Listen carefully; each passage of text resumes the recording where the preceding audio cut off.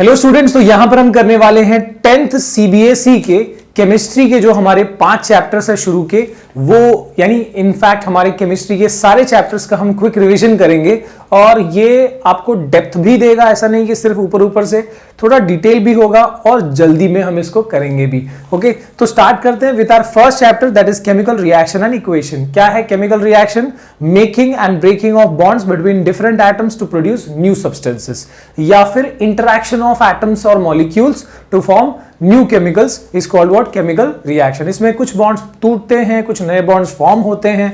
Okay, यही चीज होता है रिएक्शन में। जैसे कि कार्बन जब ऑक्सीजन से रिएक्ट करता है, कार्बन डाइऑक्साइड फॉर्म करता है। हाइड्रोजन जब ऑक्सीजन से रिएक्ट करता है, वाटर फॉर्म करता है ना। हाइड्रोजन ऑक्सीजन से रिएक्ट करके हाइड्रोजन पेरोक्साइड भी फॉर्म कर सकता है। तो ये सब क्या है? केमिकल रिएक्शन है। ओके, बट यहां पर याद रहे कि जो अभी ये जो हम लिख बता रहे हैं कि इस चीज को अगर हमको रिप्रेजेंट करना हो, लिखना हो, तो ये बहुत ही लेंदी हो जाएगा। इसको सिंप्लीफाई करने के लिए हमको क्या मतलब किस चीज की जरूरत पड़ती है? That is chemical equation. तो यानी किसी भी रिएक्शन को मैथमेटिकल वे में रिप्रेजेंट करना is called what? Chemical equation. For example, हमारे पास जब हम बोल रहे हैं कार्बन रिएक्ट विद ऑक्सीजन, तो उसको हम मैथमेटिकली लिख सकते हैं C प्लस कौन से फॉर्म में ऑक्सीजन होता है? O2 gives CO2। तो ये ज्यादा डिटेल भी प्रोवाइड कर रहा है और सिंपल भी है लिखना। तो यानी फॉर्मूला के टर्म्स में रिएक्शन को लिखना is called what? Chemical equation. ठीक है, so that is the representation of chemical reaction in the form of formula is called what? Chemical equation. अगला है टाइप्स ऑफ रिएक्शन। भाई टाइप्स ऑफ रिएक्शन में कितने मेन? तो भाई 4 टाइप के हैं। पहला है कॉम्बिनेशन, दूसरा है डिकम्पोजिशन, तीसरा है डिस्प्लेसमेंट और चौथा है डबल डिस्प्लेसमेंट। कॉम्बिनेशन में क्या होता है? In case of combination reaction यहां पर ये पैटर्न होता है, A plus B plus whatever gives a single product. याद रहे, मतलब क्या होता है? कंबाइन होता है। जो भी चीजें, जो भी रिएक्टेंट्स लिया है आपने, वो क्या हो जाएगा? वो कंबाइन होकर और एक सिंगल प्रोडक्ट फॉर्म होगा। इसी को कॉम्बिनेशन रिएक्शन कहते हैं। ठीक है, डिकम्पोजिशन में क्या होता है? In case of decomposition reaction ये बिल्कुल कॉम्बिनेशन का अपोजिट है। यहां पर एक सिंगल रिएक्टेंट होगा जो डिकम्पोज होगा इनटू 2 और मोर प्रोडक्ट्स। ओके, अब दोनों का एग्जांपल देख सकते हो। जैसे इस वाले का क्या है? जैसे हमने लिखा है C plus O2 giving CO2, combine हो रहा है, राइट। अगला है CaCO3 on heating gives CaO plus CO2। Okay, तो again this is decomposition reaction. याद रहे, इसमें सिंगल प्रोडक्ट होता है और यहां पर सिंगल रिएक्टेंट होता है। ओके, उसके बाद है डिस्प्लेसमेंट। डिस्प्लेसमेंट का पैटर्न क्या है देख लो। In case of displacement reaction यहां पर जैसे कि A प्लस BC अब क्या करता है? ये इसको डिस्प्लेस कर देता है और ये फॉर्म करता है AC प्लस B। ठीक है, लेकिन ये तभी पॉसिबल है when A is more reactive than B, नहीं तो ये रिएक्शन नहीं होगा। For example, I know that zinc is more reactive than copper, तो मैं लिख सकता हूं जिंक प्लस कॉपर सल्फेट। ये रिएक्ट करेगा जिंक कॉपर सल्फेट से, और क्योंकि जिंक कॉपर से ज्यादा रिएक्टिव है, वो उसकी जगह ले लेगा, कॉपर को बाहर कर देगा। सो this will B ZnSO4 plus copper. Okay, तो ये डिस्प्लेसमेंट रिएक्शन तभी पॉसिबल है व्हेन द बाहर का रिएक्टेंट या जो बाहर का एलिमेंट है वो ज्यादा रिएक्टिव है अंदर के एलिमेंट की कंपैरिजन में। ठीक है, इसके बाद है डबल डिस्प्लेसमेंट। डबल डिस्प्लेसमेंट में यही होता है, दोनों जगह पे होता है।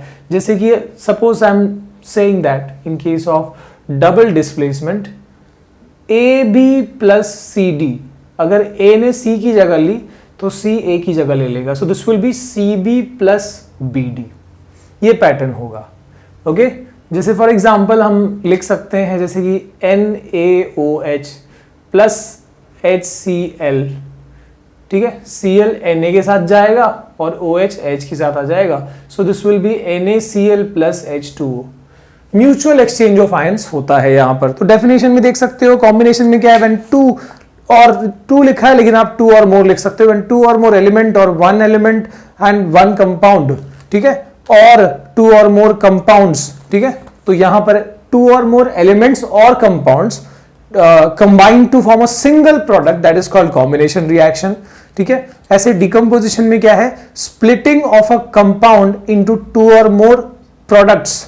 ठीक है, उसको हम क्या कहते हैं? डिकम्पोजिशन रिएक्शन कहते हैं। डिस्प्लेसमेंट में क्या होता है, when a more reactive element displaces a less reactive element from its compound is called displacement reaction.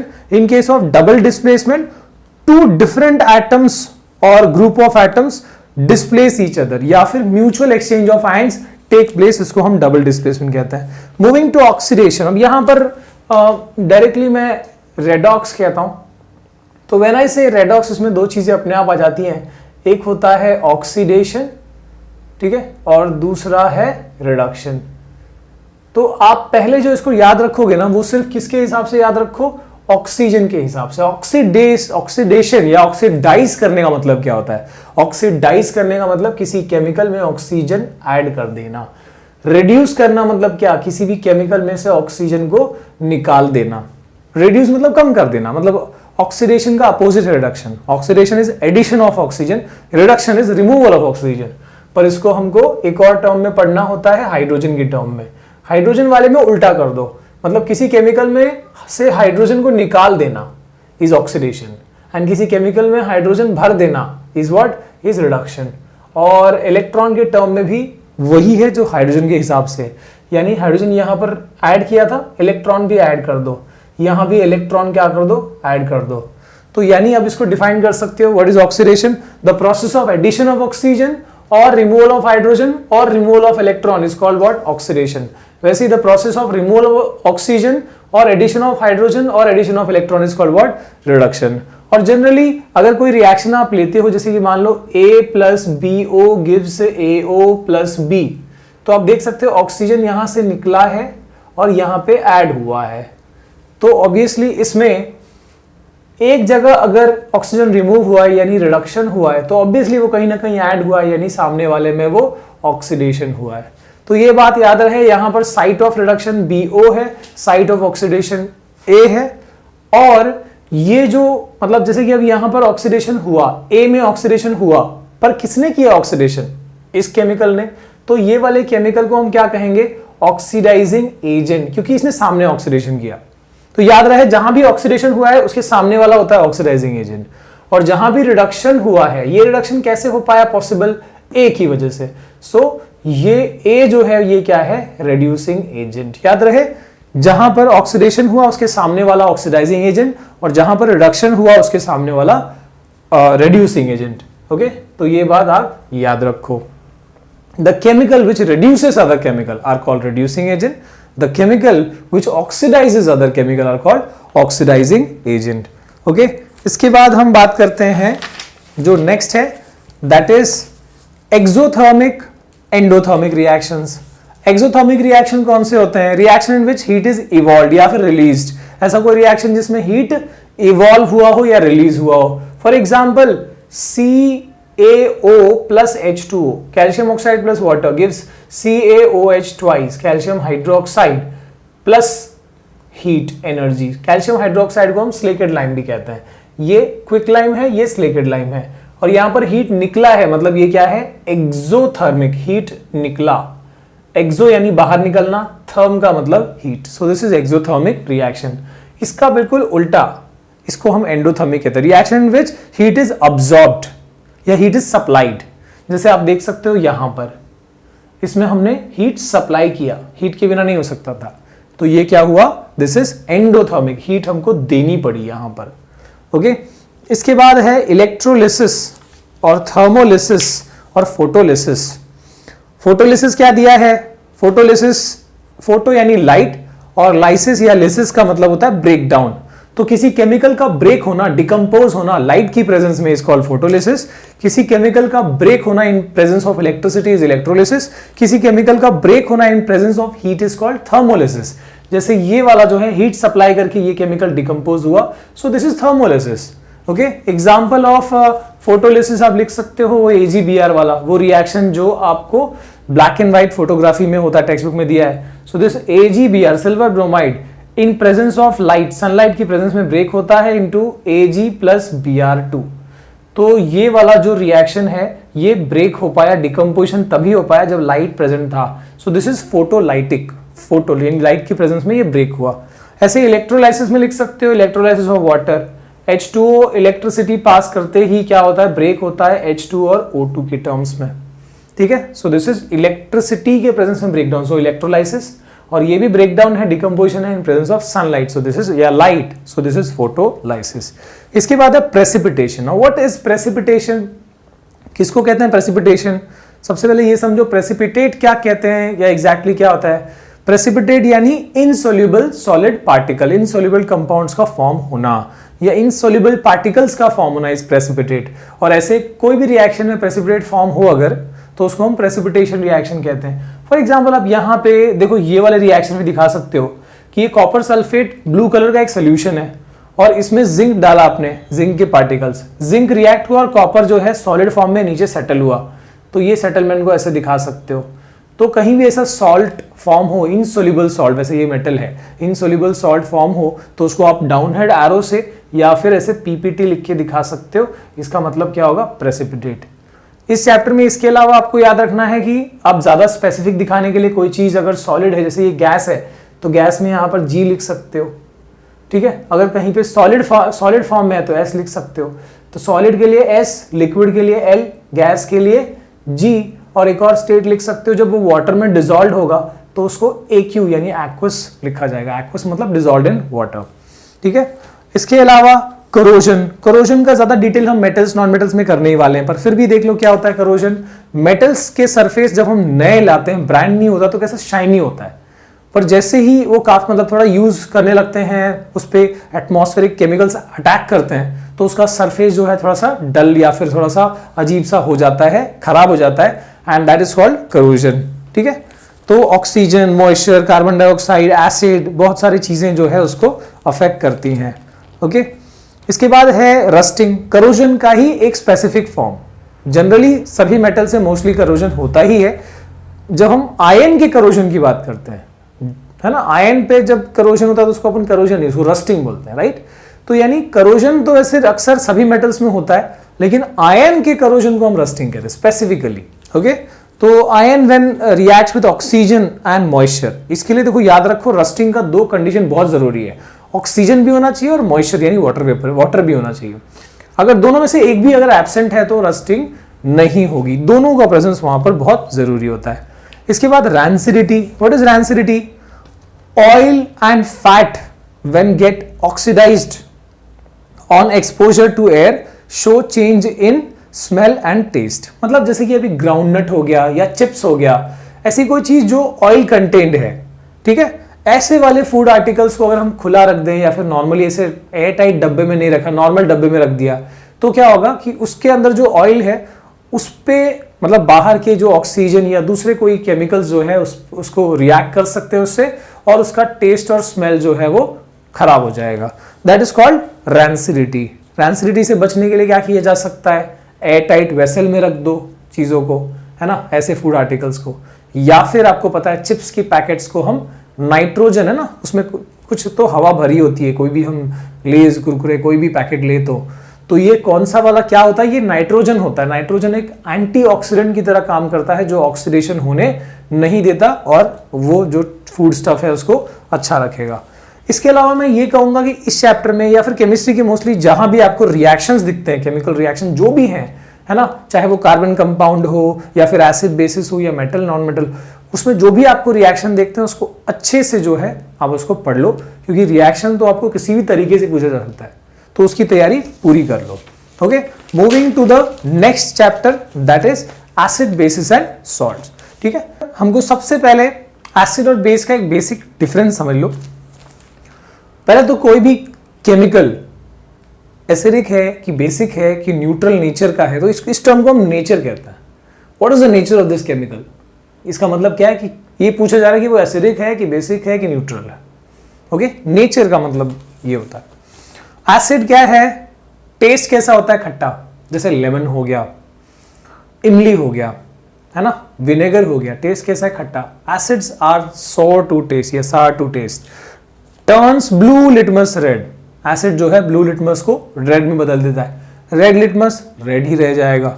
Okay, और dissolve in water to release H+ ions. ठीक है, एसिड के बारे में याद रखो, जैसे कि HCl हो गया, H2SO4 हो गया, HNO3 हो गया। जब इसको हम पानी में मिक्स करेंगे तो ये करस्पॉन्डिंगली यहाँ पर फॉर श्योर एक चीज तो फॉर्म करेंगे ही, that is H plus ion. और इसके अलावा जैसे HCl है तो Cl माइनस निकलेगा, SO4 2 माइनस निकलेगा सल्फ्यूरिक में, फिर यहाँ पर NO3 माइनस निकलेगा। तो यानी क्या, आप ये देख सकते हो ये चीज कॉमनली फॉर्म हुई है। तो एसिड को जब भी हम पानी में मिलाएंगे तो आइदर H प्लस या फिर ये वाटर से मिक्स होके H3O प्लस भी फॉर्म हो सकता है, हाइड्रोनियम आयन। ठीक है, तो यहां पर ये बात याद रखें कि एसिड पानी में मिक्स होने पे H प्लस आयंस फॉर्म करते हैं। ओके, बहुत इंपॉर्टेंटली एसिड की सबसे मेन पहचान यही है, समझ लो। इसके बाद बेसिस। बेसिस कैसे होते हैं? अगर एसिड का टेस्ट खट्टा है तो बेसिस का टेस्ट कड़वा है, bitter to taste, they turn red litmus blue. Bases जो है रेड लिटमस ब्लू कर देते हैं। एसिड क्या करता था? ब्लू लिटमस को रेड। एंड डिसॉल्व्ड ये जब पानी में डिसॉल्व होता है तो क्या फॉर्म करता है? OH माइनस आयन बेसिस में, याद रखो। जैसे कि सोडियम हाइड्रोक्साइड हो गया NaOH, पोटेशियम हाइड्रोक्साइड हो गया या मैग्नीशियम हाइड्रोक्साइड हो गया। तो इन सबको अगर आप पानी में मिक्स करो तो आप देखो NaOH क्या फॉर्म करेगा? Na plus OH minus. KOH क्या फॉर्म करेगा? K plus OH minus. MgOH twice क्या फॉर्म करेगा? Mg2 plus OH minus. तो सब में आप कॉमनली देख सकते हो बेसिस क्या फॉर्म करते हैं? OH माइनस, हाइड्रोक्सिल ग्रुप यहां पर फॉर्म होगी। और एक बात क्या दी है, कुछ बेसिस को एल्कलीज कहा जाता है। कौन से बेसिस को? जो वाटर सोल्यूबल होते हैं। Water soluble bases are called alkalis. इसके बाद इंडिकेटर्स किसको कहते हैं? ऐसे केमिकल्स जो हम यूज करते हैं किसी दूसरे केमिकल का नेचर फाइंड आउट करने के लिए। ठीक है, जैसे मान लो कि हमको यहां पर एक केमिकल दिया है और उसका नेचर हमको पता ही नहीं है, पता करना है, तो हम क्या करेंगे? कुछ ऐसे केमिकल्स का सहारा लेंगे जो इसमें ऐड करते ही हमको पता चल जाएगा कि भाई ये एसिड है कि बेस है कि न्यूट्रल है या जो भी है। तो यहां पर ऐसे वाले केमिकल को हम क्या कहेंगे? These are called indicators. ठीक है, so those chemical substances that changes either its colour or odour to indicate whether the substance is acidic or basic, ऐसे हम केमिकल को इंडिकेटर्स कहते हैं। इंडिकेटर्स में बहुत सारे टाइप है, जैसे natural indicator, synthetic indicator, universal indicator, olfactory indicator. ठीक है, इसके यहां पर एग्जांपल्स देख सकते हो। नेचुरल इंडिकेटर का लिटमस है, टर्मरिक है। चेंजेस कैसा दिया है? लिटमस एसिड में ब्लू लिटमस रेड होता है, बेसिस में रेड लिटमस ब्लू हो जाता है, टर्मरिक एसिड में नो चेंज, क्रॉस दिखाया है वहां पर, और बेस में क्या हो जाता है? बेस में जाते ही टर्मरिक येलो से रेड हो जाता है। जैसे आप कर सकते हो इस चीज को, साबुन का पानी बेस होता है या चूना बेस होता है, आप उसमें एसिड मिला दो, सॉरी टर्मरिक मिला दो, वो रेड कलर का हो जाएगा। चूना और हल्दी मिला लो, देखो रेड कलर का हो जाएगा। ठीक है, सिंथेटिक इंडिकेटर्स, सिंथेटिक में क्या क्या है? फिनोल्फथलीन है, मिथाइल ऑरेंज है। फिनोल्फथलीन क्या करता है? फिनोल्फथलीन जो है एसिड में कोई चेंज नहीं है, बेस में जाते ही ये जो फिनोल्फथलीन ट्रांसपेरेंट लिक्विड होता है, एसिड में कोई चेंज नहीं, बेस में जाते ही ये पिंक कलर का हो जाएगा। मिथाइल ऑरेंज एसिड में रेड कलर का हो जाएगा और बेसिस में येलो कलर का। देखो ये दोनों में अलग अलग चेंज दिखा रहा है। इसके बाद यूनिवर्सल इंडिकेटर में आपको यहाँ पर पीएच दिया हुआ है। इस पीएच वाले में मैंने ग्रीन कलर नहीं दिखाया, ब्लू के बाद ग्रीन आ जाएगा। ठीक है, pH paper, P stands for potence, H for hydrogen. तो हाइड्रोजन आयन का जो पोटेंस यानी स्ट्रेंथ जो है वो निकालने में पीएच पेपर का सहारा लिया जाता है, जिससे पता चल जाएगा चीज एसिड है कि बेस है। देखो यहाँ पर 0 से लेके 14 सेगमेंट्स होते हैं। ठीक है, 0, 1, 2, 3, 4 है ना, ऐसा पीएच स्केल होता है। और कलर कैसा होता है यहाँ पर? Violet, indigo, blue, green, yellow, orange और रेड। ठीक है, तो इस तरह से शेड जो है वो चेंज होते जाएगा। यहाँ पर वॉयलेट और फिर ये वॉयलेट चेंज होते होते यहाँ इंडिगो हो जाएगा और ऐसे चेंज होता जाएगा। तो जो भी स्ट्रिप यहाँ पर प्रेजेंट होगी या जिस भी स्ट्रिप का कलर यहाँ पर दिखता होगा, पीएच पेपर आप यूज करोगे। This is pH scale, right? तो पीएच पेपर आपने डिप किया किसी केमिकल में, ठीक है, इसको डिप किया और ये जो भी कलर चेंज दिखा रहा है, इस शेड को मैच करो जहां भी मैच हो रहा है। तो इसका मतलब क्या होगा? 7 पे जब 7 होगा तो मतलब एग्जैक्टली न्यूट्रल, ना एसिडिक ना बेसिक, बिल्कुल न्यूट्रल। जितना लेफ्ट में जाओगे उतना एसिडिक नेचर बढ़ता जाएगा, और जितना यहां से राइट में जाओगे उतना बेसिक नेचर बढ़ता जाएगा। मतलब यहां पर 7 से इस तरफ एसिड हो गया, पर ये एसिडिक टेंडेंसी बढ़ रहा है। सबसे स्ट्रॉन्ग एसिड 0 पे आएगा, सबसे स्ट्रॉन्ग बेस कहां पर आएगा 14 पे। यहां से बेसिक शुरू हो गया, यहां पर वीक है, बहुत वीक है, फिर बढ़ता जा रहा है, बढ़ता जा रहा है, बढ़ता जा रहा है बेसिक नेचर, और यहां पर स्ट्रॉन्गेस्ट बेस आ जाएगा। सो 0 मतलब स्ट्रॉन्गेस्ट एसिड, यहां से एसिडिक नेचर कम हो रहा है, 7 पे एकदम न्यूट्रल हो गया।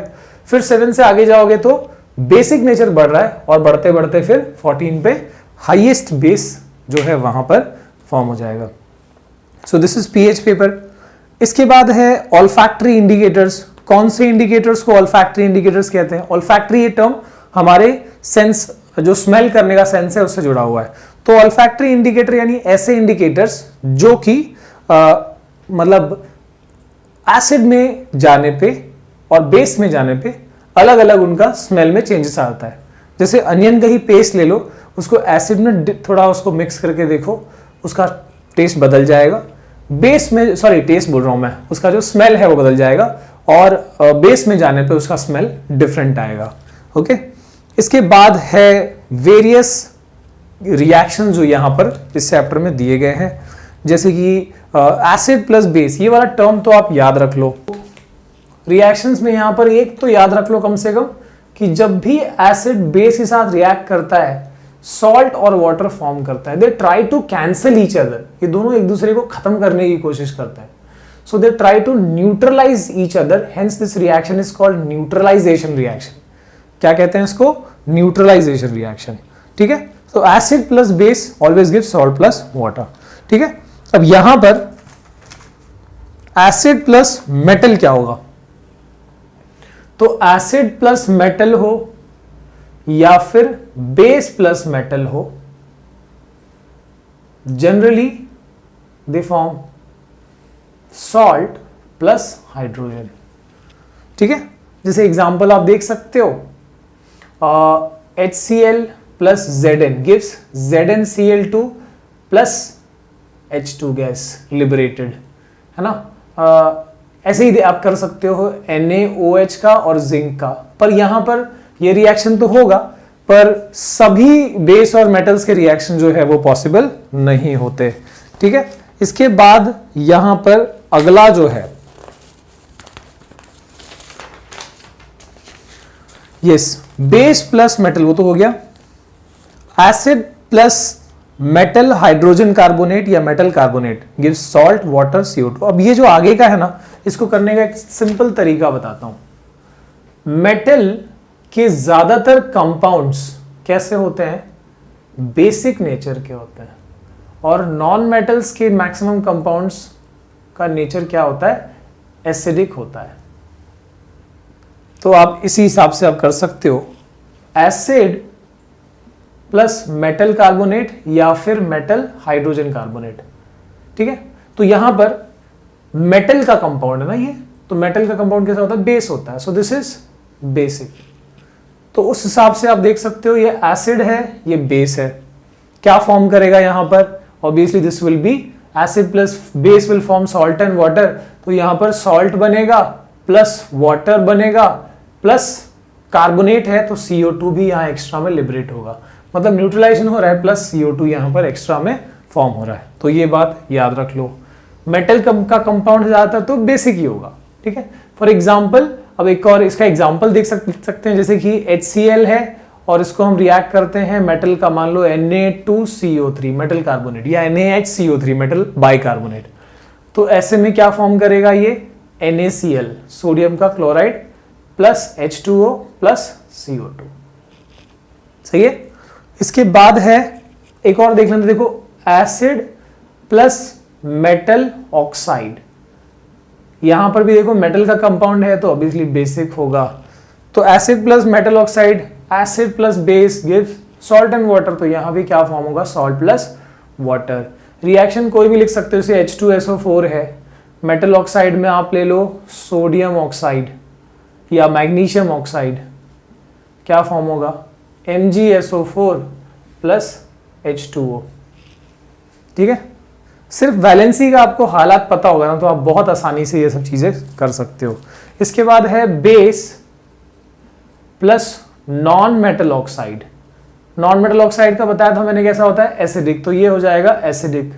तो बेस और एसिड अगेन न्यूट्रलाइज होगा, सॉल्ट एंड वाटर फॉर्म होगा, तो यहां पर भी सॉल्ट प्लस वाटर फॉर्म होता है। Example, you take sodium hydroxide plus non metal oxide में कार्बन डाइऑक्साइड ले लो, क्या फॉर्म होगा, Na2CO3 प्लस H2O। ओके, तो यहां पे हमारा जो रिएक्शन है इस पार्ट का वो हो जाता है। इसके बाद देखते हैं dilution of concentrated acid. Concentration लिख दिया, उसको कॉन्सेंट्रेटेड कर दो। Dilution of concentrated acid, concentrated acid मतलब प्योर फॉर्म में एसिड, ठीक है। ऐसे ही कॉन्सेंट्रेटेड बेस मतलब प्योर फॉर्म में बेस। डाइल्यूशन मतलब उसमें मिक्स करना पानी को और उसका जो कह सकते हो उसका जो हार्शनेस है उसको कम करना, ठीक है। तो तरीका क्या है, ऐसा नहीं करते कि हाँ भाई एसिड ले लिया और उसमें पानी डाल दिया ऐसे एकदम से, ऐसा नहीं करते। आपको जितना भी अमाउंट ऑफ वाटर मिक्स करना है पहले वहां पर वाटर ले लो और उसमें धीरे धीरे एसिड ऐड करो और स्टरर से उसको घुमाते रहो। तो इस तरीके से डाइल्यूशन प्रोसेस किया जाता है, ठीक है। इसके बाद स्ट्रॉन्ग एंड माइल्ड एसिड और बेस। स्ट्रॉन्ग एसिड उसको कहते हैं जो पानी में मिक्स होने पे ज्यादा H+ आयन फॉर्म करता है। ऐसे ही स्ट्रॉन्ग बेस उसको कहते हैं जो पानी में मिक्स होने पे ज्यादा OH- आयन फॉर्म करता है ना। मतलब देखो, हम जैसे हमने 100 मॉलिक्यूल्स ऐड किए किसी एसिड के, 100 मॉलिक्यूल्स पानी के अंदर, तो ऐसा नहीं कि 100 के 100 वहां पर डिसोसिएट होंगे, स्प्लिट होंगे। तो जिसमें ज्यादा स्प्लिटिंग होती है, मतलब एक आंकड़ा होता है 30% का, 30% से ज्यादा स्प्लिटिंग हो गई तो उसको अपन स्ट्रॉन्ग कहेंगे। मतलब जहां भी आप 30% वाला चीज मत लिखो 10th में, आप सिर्फ ये लिखो कि जिसमें ज्यादा डिसोसिएशन होगा, ज्यादा H+ आयन फॉर्म करेगा, वो स्ट्रॉन्ग एसिड हुआ। और जो पानी में जाने के बाद जो एक्वस सोल्यूशन में कम H+ आयन फॉर्म करेगा, जो भी एसिड, उसको हम माइल्ड या फिर वीक एसिड कहेंगे। ऐसे ही those base which form more OH- ion in their aqueous solution, they are called strong bases, and those which form less OH- ions, they are called weak bases. Example of strong base, देखो यहां पर acid में ही बताता हूं पहले, HCl, H2SO4, HNO3, ये सब strong acid हो गए। इसके अलावा H2CO3, H3PO4, ये सब क्या हो गए, वीक एसिड हो गए। ये क्या है, हाइड्रोक्लोरिक, ये क्या है, सल्फ्यूरिक, ये क्या है, nitric, this is carbonic, this is phosphoric, ठीक है। इसके बाद आप बेस का भी ऐसे देख सकते हो, सोडियम हाइड्रोक्साइड, पोटेशियम हाइड्रोक्साइड, ये सब क्या है, स्ट्रॉन्ग बेस। और कैल्शियम हाइड्रोक्साइड या फिर कहो तो मैग्नीशियम हाइड्रोक्साइड, ये सब क्या है, ये क्या है, वीक बेस, ठीक है। तो यहां पर ये चीज तो हमने कर ली।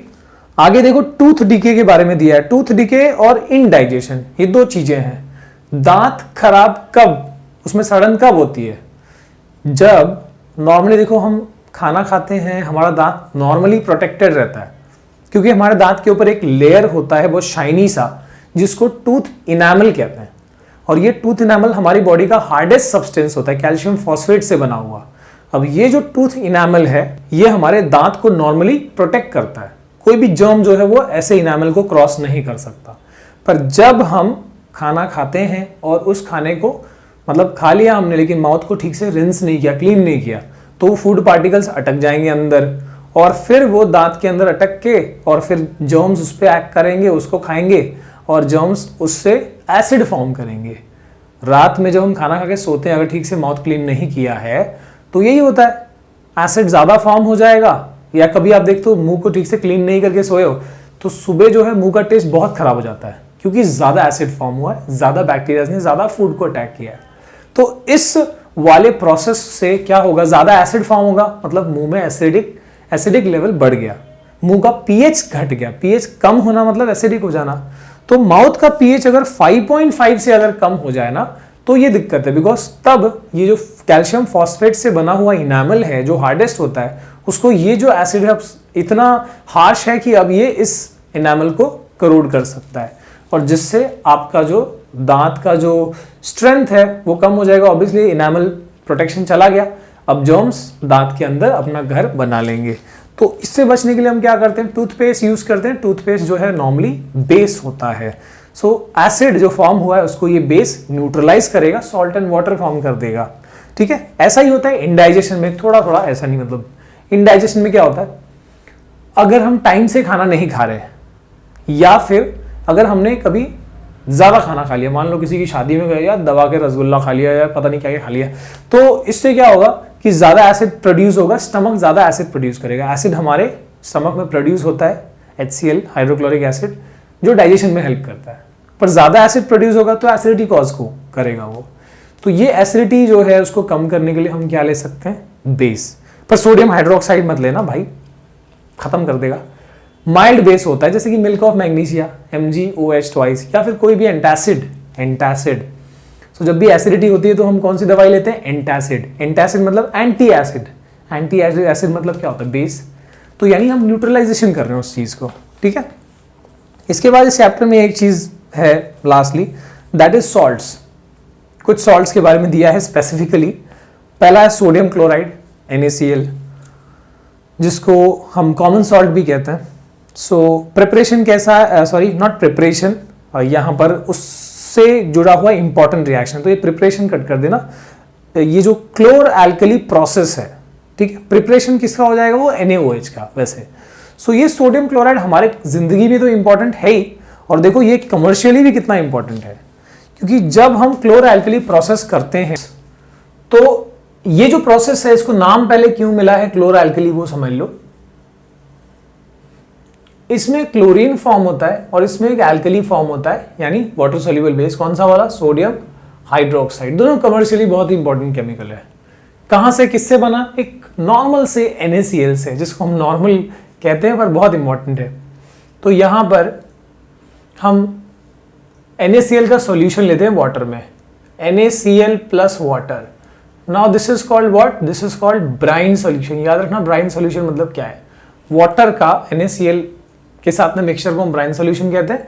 और इसमें जब हम इलेक्ट्रिसिटी पास करेंगे तो क्या होगा, जो देखो यहाँ पर Na प्लस है Cl माइनस है, तो जो पॉजिटिव रॉड है और जो नेगेटिव रॉड है, यानी एनोड जो पॉजिटिव है उसके पास जाएगा Cl माइनस, और कैथोड जो नेगेटिव है उसके पास जाएगा Na प्लस।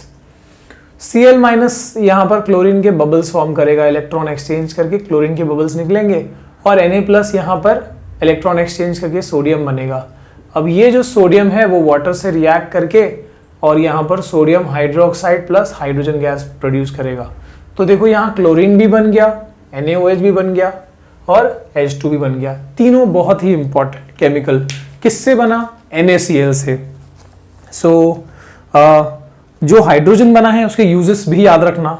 हाइड्रोजन का यूज क्या है, फ्यूल के तौर पे यूज होता है। घर पे हम इसलिए नहीं यूज करते हाइड्रोजन को एज अ फ्यूल, बिकॉज बहुत ही ज्यादा कम्बस्ट, बहुत ज्यादा फ्लेमेबल होता है। ठीक है, और हाइड्रोजन को यूज करके हम अमोनिया बना सकते हैं NH3। ऑब्वियसली हाइड्रोजन और नाइट्रोजन को मिक्स करके NH3 बनेगा, और वो अमोनिया किस काम में आता है, फर्टिलाइजर में।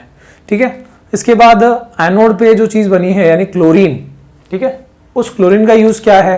क्लोरीन देखो ये काफी मतलब पॉइजनस गैस है, तो फिर ये जर्म्स को तो मार ही सकता है थोड़े अमाउंट में, तो डिसइंफेक्टेंट के तौर पे यूज होता है जर्म्स को मारने के लिए। वाटर ट्रीटमेंट, वहां भी वही एक्शन है उसका।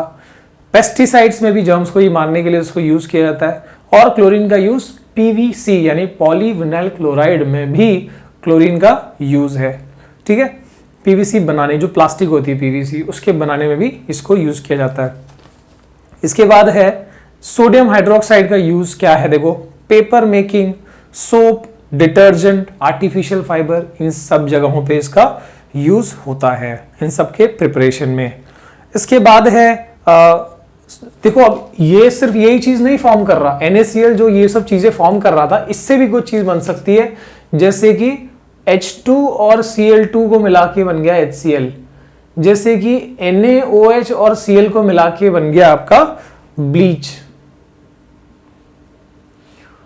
तो ये केमिकल्स भी हमारे लिए उतने ही ज्यादा कमर्शियली इंपॉर्टेंट है।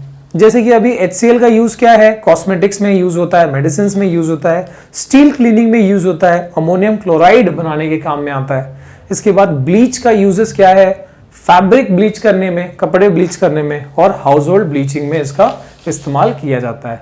Moving to the next one, that is yes bleaching powder. तो ये जो ब्लीचिंग पाउडर है इसका जो आपको यूज दिया हुआ है वो देख लो।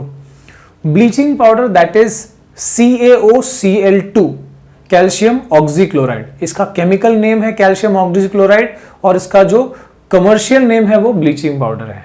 ठीक है, प्रिपरेशन क्या है, Cl2 को यानी क्लोरीन गैस को पास किया जाता है CaOH ट्वाइस यानी सिलिकेट लाइम के ऊपर से और फिर ये CaOCl2 यानी ब्लीचिंग पाउडर फॉर्म करता है अलोंग विद वाटर। ठीक है, यूजेस क्या है, bleaching cotton, linen, washed clothes, है ना, ब्लीचिंग पाउडर तो ब्लीचिंग, वॉश क्लोथ्स तो ब्लीच करेगा, कर ही देगा। ऑक्सीडाइजिंग एजेंट भी होता है काफी अच्छा एंड डिसइंफेक्टेंट बिकॉज क्लोरीन है इसमें, तो जर्म किलिंग भी इसके पास वो एक्शन आ ही जाता है। Moving to baking soda. Baking soda का uses, baking soda exactly NaHCO3 sodium bicarbonate. ठीक है, टेस्ट कैसा होता है इसका, बिटर, क्योंकि ये एक बेसिक सॉल्ट है तो टेस्ट बिटर होता है इसका। प्रिपरेशन रिएक्शन क्या है, NaCl, H2O, CO2, NH3 इन सबको मिला के बनेगा NH4Cl plus baking soda that is NaHCO3। Uses क्या है बेकिंग सोडा का, भाई माइल्ड बेस है तो एंटासिड के तौर पे तो यूज हो ही जाएगा। फायर एक्सटिंग्विशर, बेकिंग पाउडर बनाने के काम में आता है। बेकिंग सोडा में जब एडिबल एसिड मिलाते हैं जैसे टार्टारिक एसिड, जो H+ आयन है वो बेकिंग सोडा के साथ ऐड होगा और फिर वो बेकिंग पाउडर बन जाएगा। ठीक है, इसके बाद वॉशिंग सोडा Na2CO3 10H2O। अब ये H2O की कंसेप्ट आगे आ जाएगी, वैसे फिलहाल इसका फॉर्मूला कैसे बना है देखो।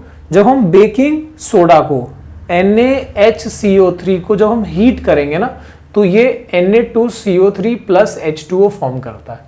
तो ये Na2CO3 को जब हम ऐसे एयर में रख देंगे ना तो ये क्या होगा, अपने आप से वाटर अब्सॉर्ब करेगा, 10H2O अब्सॉर्ब करेगा और ये बन जाएगा Na2CO3 प्लस 10H2O। तो ये 10H2O क्या है वो हम आगे देखेंगे, उसको वाटर ऑफ क्रिस्टलाइजेशन कहा जाता है। देखो आगे जगह दिया है वैसे भी। ठीक है, प्रिपरेशन देख लिया हमने। यूजेस क्या है वॉशिंग सोडा का, ग्लास मेकिंग में, सोप एंड पेपर मेकिंग में, क्लीनिंग एजेंट। वॉशिंग सोडा है तो क्लेंजिंग तो करेगा ही। Removing permanent hardness of water, यानी हार्ड वाटर को सॉफ्ट वाटर बनाने के काम में आता है। हार्ड वाटर क्या होता है सर, ऐसा वाटर जिसमें कैल्शियम और मैग्नीशियम के सॉल्ट्स हों, जैसे समुद्र का पानी है ना, उसमें सोप हम यूज नहीं कर पाते इतना एफिशिएंटली। तो आपका जो बेकिंग सोडा है वो हार्ड वाटर को सॉफ्ट वाटर बना सकता है। इसका डिटेल जो है हम मतलब सोप के बारे में, डिटर्जेंट के बारे में तो हम कार्बन कंपाउंड्स में पढ़ेंगे ही। ठीक है, इसके बाद है plaster of Paris POP, CaSO4 half H2O, CaSO4 half H2O। Calcium sulphate hemihydrate किससे बनता है, जिप्सम से। जिप्सम का फॉर्मूला देखो क्या है, प्रिपरेशन देख लो वहां POP का, CaSO4 2H2O, this is gypsum. इसको हीट करते हैं 100 डिग्री सेल्सियस पे, ये फॉर्म करता है CaSO4 half H2O plus 1.5 H2O। ठीक है, यूजेस क्या है, बोन सेटिंग है ना, प्लास्टर ऑफ पेरिस लगता है जब हड्डी वड्डी टूट जाती है, बोन सेटिंग के लिए इसका यूज किया जाता है। फिर स्टैच्यूज बनाने में और फिर फॉल्स सीलिंग बनाने में इसका इस्तेमाल किया जाता है। फॉल्स सीलिंग, सीलिंग का स्पेलिंग ठीक कर लो। इसके बाद है वाटर ऑफ क्रिस्टलाइजेशन। तो जैसा कि आपने देखा इसमें जो ये 10H2O है, ये ऐसा नहीं कि इस मॉलिक्यूल को, इस वॉशिंग सोडा को इसको गीला बनाता है, ये H2O इसके मॉलिक्यूल के साथ अटैच्ड है और जिससे ये इसका जो अपीयरेंस है वो क्रिस्टलाइन बनता है। सॉलिड दो टाइप के होते हैं, अमॉर्फस और क्रिस्टलाइन। अमॉर्फस में कोई रेगुलर शेप नहीं होता उनके मॉलिक्यूल्स में, और क्रिस्टलाइन वाले में क्या होता है, उनका रेगुलर पैटर्न, रेगुलर शेप होता है। जैसे ये NaCl हो गया, क्रिस्टल स्ट्रक्चर है। ठीक है, तो ये जहां भी आप ये H2O देखते हो ऐसा डॉट के साथ H2O लगा हुआ है, उसको वाटर ऑफ क्रिस्टलाइजेशन कहा जाता है, बिकॉज वो क्या करता है, वो उस पर्टिकुलर सॉलिड को क्रिस्टलाइन बनाता है। अगर यही निकाल दो इसको तो ये ऐसा बन जाएगा और ये अमॉर्फस होता है। So this is amorphous and this is crystalline. ठीक है, इसी के साथ हमारा एसिड बेसिस वाला पार्ट हो गया। देखते हैं next chapter that is metals and non metals. तो यहां पर मेटल्स नॉन मेटल्स में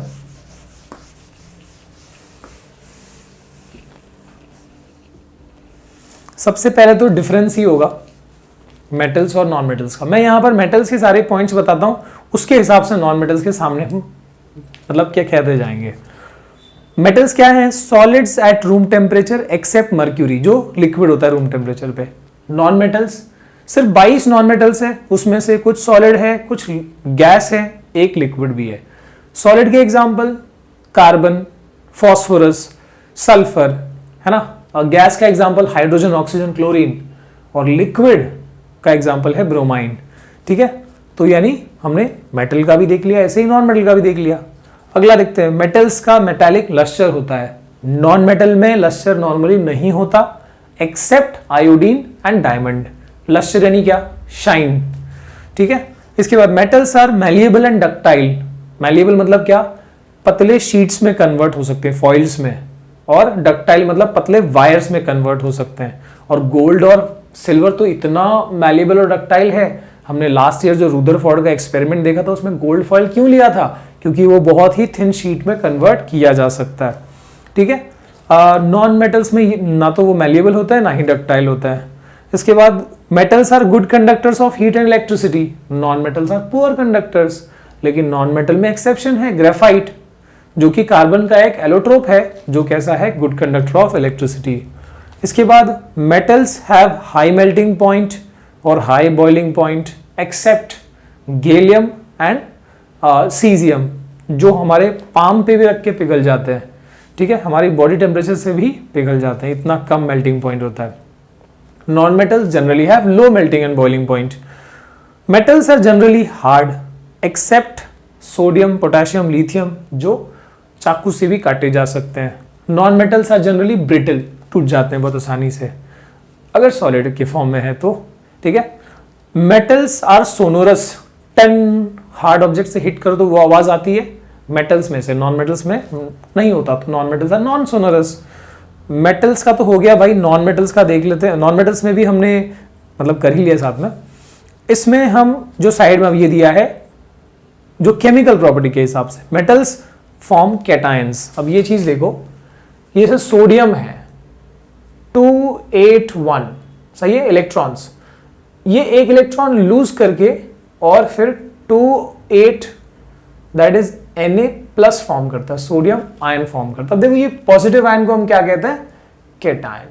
तो नॉन मतलब मेटल्स में जनरली यही टेंडेंसी होती है कि ये जो है ना इलेक्ट्रॉन डोनेट करते हैं और ये कैटायंस फॉर्म करते हैं।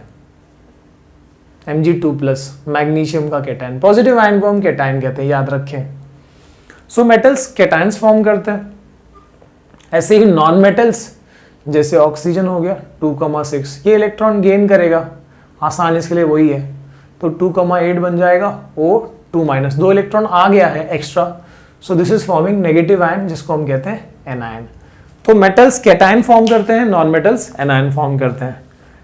अब क्योंकि मेटल्स पॉजिटिव चार्ज फॉर्म कर रहे हैं, so they are electropositive elements. Non metals negative form कर रहे हैं, तो दे आर इलेक्ट्रोनेगेटिव एलिमेंट्स।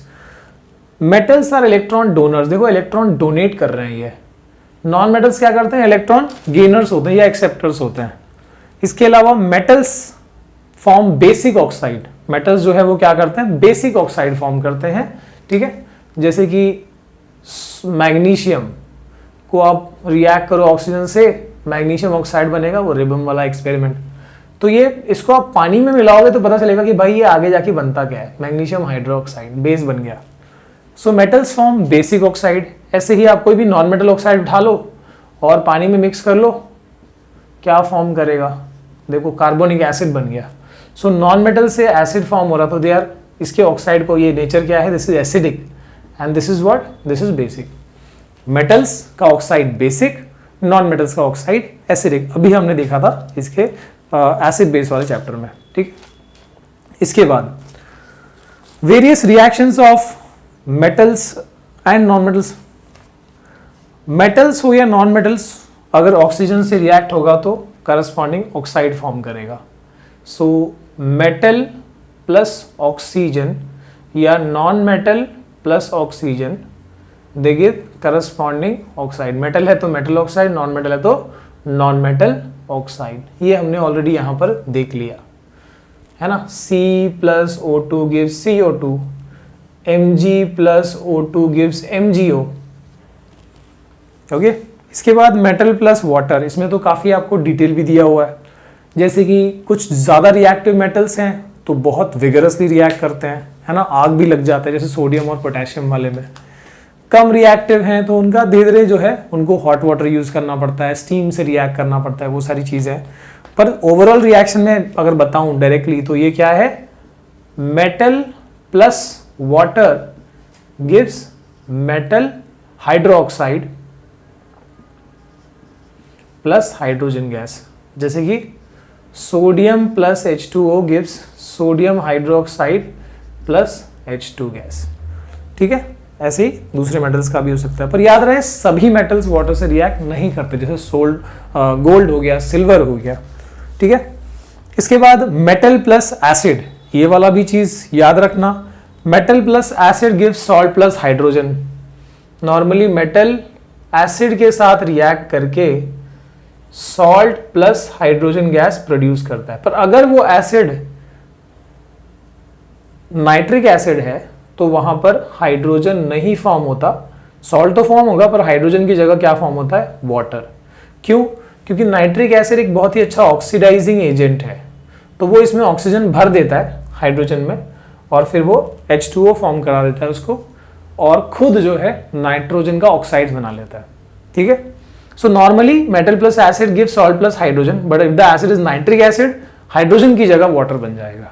पर इसमें भी एक दिक्कत है। अब देखो, अगर हमने जो मेटल है वो कुछ स्पेशल चुना, जैसे कि Mg और Mn, मैग्नीशियम या मैंगनीज, ऐसे मेटल्स हुए तो नाइट्रिक एसिड के भी छक्के छुड़ा देता है ये क्या करता है, वहां पर नाइट्रिक एसिड को वाटर फॉर्म करने नहीं देता, वहां पर हाइड्रोजन ही फॉर्म करने देगा, क्योंकि वो प्रिवेंट करता है नाइट्रिक एसिड को यहां पर हाइड्रोजन मतलब वाटर फॉर्म करने में या ऑक्सीडेशन करने में। इसके बाद एक्टिविटी सीरीज या रिएक्टिविटी सीरीज को याद रखना जरूरी है। ठीक है, potassium, sodium, calcium, magnesium, aluminium, zinc, iron, lead, copper, mercury, silver, gold, जो हमको नॉन मेटल्स है उसी का ये एक्टिविटी सीरीज दिया है, सभी मेटल्स का नहीं। तो कम से कम आप इसको याद रखो, इसके हिसाब से काफी चीजें जो है आपको आ जाती हैं। इसके बाद मेटल प्लस नॉन मेटल क्या फॉर्म करता है, आयोनिक कंपाउंड्स फॉर्म करते हैं। जैसे कि sodium plus chlorine give sodium chloride, नमक, आयोनिक कंपाउंड जो ट्रांसफर ऑफ इलेक्ट्रॉन से बना है। दूसरा शेयरिंग ऑफ इलेक्ट्रॉन से कोवेलेंट बनता है, ये आयोनिक दिया है। सो इसमें प्रॉपर्टीज क्या क्या है देखो, they are hard, brittle, solid. आप दिमाग में सॉल्ट रखो, NaCl रखो, जो नमक हम खाते हैं वही दिमाग में रखो, तो ये चीजें इसकी प्रॉपर्टी अपने आप आ जाएंगी। आयोनिक कंपाउंड का प्रॉपर्टी क्या है कि हार्ड, ब्रिटल, सॉलिड होता है, हाई मेल्टिंग बॉइलिंग पॉइंट होता है। क्यों हार्ड, ब्रिटल, सॉलिड है, क्यों हाई मेल्टिंग बॉइलिंग पॉइंट है, क्योंकि इसके अंदर आयोनिक बॉन्डिंग है, आयोनिक बॉन्ड बहुत स्ट्रॉन्ग बॉन्ड होता है, तो बिकॉज ऑफ दैट वो सॉलिड है और मेल्टिंग बॉइलिंग पॉइंट हाई है। एंड ऑल्सो नमक के बारे में पता है, ये पानी में मिक्स होता है, केरोसिन पेट्रोल में नहीं हो सकता। So it is soluble in water, insoluble in solvents like kerosene, petrol, diesel etcetera. इसके अलावा it conducts electricity at in the dissolved और मोल्टन स्टेट। सॉलिड स्टेट में ये कंडक्शन नहीं करते, पर जैसे इनको पानी में मिक्स कर दिया जाएगा या इसको मेल्ट कर दिया जाएगा, इनके जो आयंस है वो क्या हो जाएंगे, फ्री हो जाएंगे। सिर्फ NaCl की बात नहीं हो रही, सभी आयोनिक कंपाउंड्स की बात हो रही है। ठीक है, इसके बाद थर्मिट रिएक्शन क्या होता है, थर्मिट रिएक्शन वो रिएक्शन है जिसमें आयरन ऑक्साइड के साथ एल्यूमिनियम रिएक्ट किया जाता है और इसमें बहुत सारा हीट इवॉल्व होता है, और इसके लिए ये रेलवे ट्रैक्स को ज्वाइन करने के लिए ये यूज किया जाता है। ठीक है, ये रिएक्शन का इस्तेमाल किया जाता है। इसके बाद है अकरेंस ऑफ मेटल्स। मेटल्स का मतलब कैसे एग्जैक्टली जो है वो अकर करते हैं, नेचर में कैसे एग्जिस्ट करते हैं, उसके बारे में आपको ये दिया हुआ है। तो इसमें सबसे पहली चीज जो आपको याद रखनी है वो है metallurgy. What is metallurgy? The science of metals, everything about metals और द स्टडी ऑफ मेटल्स, जो यहां पर हम कर रहे हैं दैट इज मेटलर्जी। अब इसमें भी मेटलर्जी में भी अब जो टर्म्स पहले आ रहे हैं that is minerals, ores, gangue particles, concentration of ore. क्या होता है मिनरल्स? यानी all those naturally occurring compounds of metals which are found in earth crust. Earth crust में जो कंपाउंड्स पाए जाते हैं जिससे कि हम नॉर्मली मेटल्स को एक्सट्रैक्ट करते हैं, ऐसे को हम मिनरल कहते हैं।